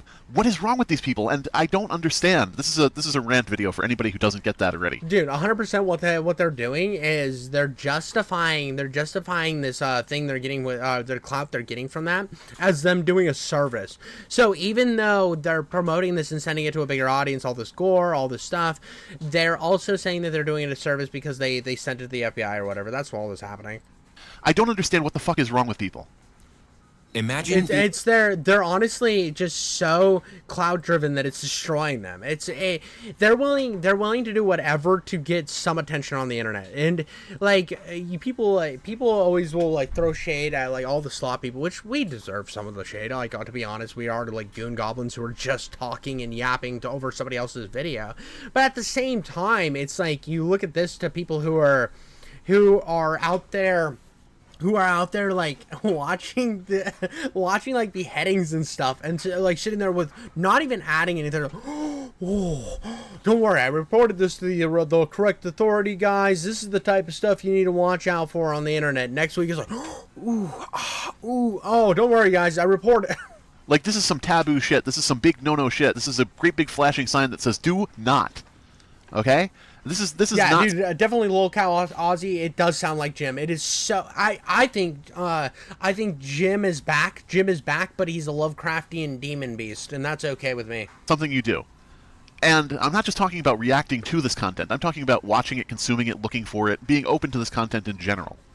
And reacting to it and posting it up on YouTube is just an incredibly insane step that some people have taken. And I do not understand where the fuck... I will give the difference between him and Jim, even though their voices are so dissimilar, is Jim would have absolutely gone in with some, like, goofy shit by now. He would have just, like, painted you a picture of Mutahar with 87 screens up in his dark room, and they all just have gore and CP on it, and he's just, like, has a button directly for the FBI, and he's just hitting it as fast as humanly possible. He's spamming the FBI button on all of these different screens. This is all going. This is like the normalization of child pornography. You know, hashtag sorry not sorry if people say that, if the kids are still saying that these days. But holy fuck, this is normalizing a whole bunch of crazy fucking shit that you don't touch with a 10-foot nuclear missile. Like, you don't fucking deal with this shit. You nuke it from orbit. And people are, like, engaging with this fucking shit. You've got that guy, Morau, that I went over a while back. You know, Morau was going to fucking Discords where pedophiles solicit children, and he was making videos where he like put up the children's information in the video. Like people are dear God, bro, just blur. It's not hard to blur the line, dude. Just blur the line and not put up. Oh my God, dude. You can talk about these discords. You can talk about some of the things they say, like, and talk about how you reported them. That's fine. I don't see anything wrong with that. But like saying the kid's name, come on, like do a little better. Do better for your clout run. not thinking, like their names and ages and things like that. Their Discord names, so people could find and contact them. Like people are not fucking thinking anymore, and this is probably going to start beef with some people who are just incredibly fucking annoying. But whatever. But the thing is, I don't understand where these people are taking everything. This is like, forget a slippery slope. This is a fucking landslide of exploited children going down the mountainside, and it doesn't show any sign of stopping. And the reason that this came up recently, and the reason that I'm sort of freaking out, is because Mutahar put out a video talking about child pornography bots on YouTube, which, again, these bots that are linking this shit, that are spamming... Dude, okay, hold on. I think it's so funny that YouTube does nothing about their bot problem, but they want to crack down on, like, offensive words and offensive jokes. They want to crack down on speech, and they want to do some changes on low-effort AI content, and they want to do all this other stuff, right? Why don't you just crack down on the stuff that's bad on your platform? It's so much easier if you trim all the fat. Like, you have all these gooners that work at these like centers where they go through and they watch these videos and they check if they're okay, but you don't have people like shutting down these bots, shutting down this stuff that's like actually dangerous. It's so ironic to me. This shit, that are sending it unsolicited to people. These bots, these people behind them, are trying to normalize this shit. They're trying to spread this shit around as much as possible. It's like with the gore commentary, that's bad enough in my estimation, but that's a bit of a moral question, like a question of your subjective morality. Normalizing... I think it's case by case with gore. I really do think it's case by case. Consumption of gore content, especially for an audience that includes... Dude, chat thinks this is Cancer Man Jim on an alt. Children, to me, is like no bueno. Speaking of Burn Show. Beyond that, beyond my subjective, moral concepts, when you get into content involving children, especially sexual content, that is a huge fucking no-no. That is a huge fucking problem. And yet it seems to be so normalized to this point that people are getting a little bit willy-nilly with what they're doing and how they're operating and how they're engaging with this shit. Now, Mutahar, he gave me a shout-out in one of his videos. So I have that thing where I'm sort of YouTube beholden. I sort of owe him the YouTube benefit of the doubt because he was YouTube nice to me. Back when I was talking about Mama Max, I did like one video summarizing a bunch of bullshit Mama Max was talking about. I summarized it into 3 minutes when I think he did like a 5-hour video. And I was like, for anybody who doesn't want to watch that video, here's what he's fucking talking about. And Mutahar played my video and he said, check out this guy Slime Beast, blah, blah, blah, blah. So I am YouTube beholden for that, and I have to give him the YouTube benefit of the doubt. But YouTube explained this to me, Mutahar. Maybe I'm completely batshit insane. Maybe I have missed something here. Maybe there's some very simple explanation where you're going to say, Slime Beast, you fucking idiot. Here's the explanation, and I'm going to go, oh, thank God. I want to be a fucking idiot in this case. Thank you. Thank you so much for proving that I'm stupid. But Mutahar, okay, why did you go to a Discord that you knew hosted child pornography? And why did you go there and engage with a Discord that hosted child pornography and see child pornography? The bots that I'm actually talking about, however, have been sharing CP in the comment section, okay? Yes, ladies and gentlemen, there are... Bro, click the links, dog! No way! No shoddy, click the links! Bots now that are now basically spreading links that you can access, links that go to Discord, and on these Discords, they are openly sharing actual CP, CSAM material, exploitation material. But every time you would go to the profiles for these pages, in the YouTube bios, they would have these Discord links. They would have Discord URLs that you could click on and access. Now I decided to go down the rabbit hole, and I decided to flip on every virtual machine. Just happened to jump down. I'm not saying that. I'm not calling Muda a cupcake enjoyer, but this is wild, brother. Secure container, VPN, proxy, every OPSEC protection tool in the book. So I do not recommend you do any of this on your own. Chances are, if you just go into these areas, they will flood you with illegal material. But anyways, I decided to check these Discords out, and to no... Oh my God, dude, he did it. No way, bro. I don't need to see the rest of the rap, bro. I don't need to see the rest of the rap. Plus, I gotta get going. The stream's already gone past so long. Oh my God, no, he did it, bro. He just... Don't do this. Don't do this, guys. I'm just summing it up right here. I don't want to. This is too wild. I thought I was gonna be able to enjoy this one. This is too much for me, brother. No, no way. This is disgusting, bro. Why would you click on it? I don't even need to watch the rest of the video to make a thing on here. Why'd you click on the link? Why didn't you pull up the thing? Like when Discord pulls up the thing, do you want to join? Say no, but take the username and report it to the FBI. That's easy enough. That's simple enough. Like, you already know what these bots are sending you. Send them to the required sources. Talk about these different bots. Bring a couple of these different bots up as profiles to give notice to YouTube. You don't need to do any further, brother. You don't need to go any harder. Dear God.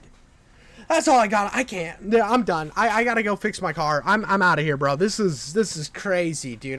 This is gonna make me crash out. I hate this so much. Muta, get your fucking ducks in a row, dog. You shouldn't be skewering through Discords full of CP, my brother. Jesus Christ. That's all I got for you. Like and subscribe, and I'll catch you on the next one.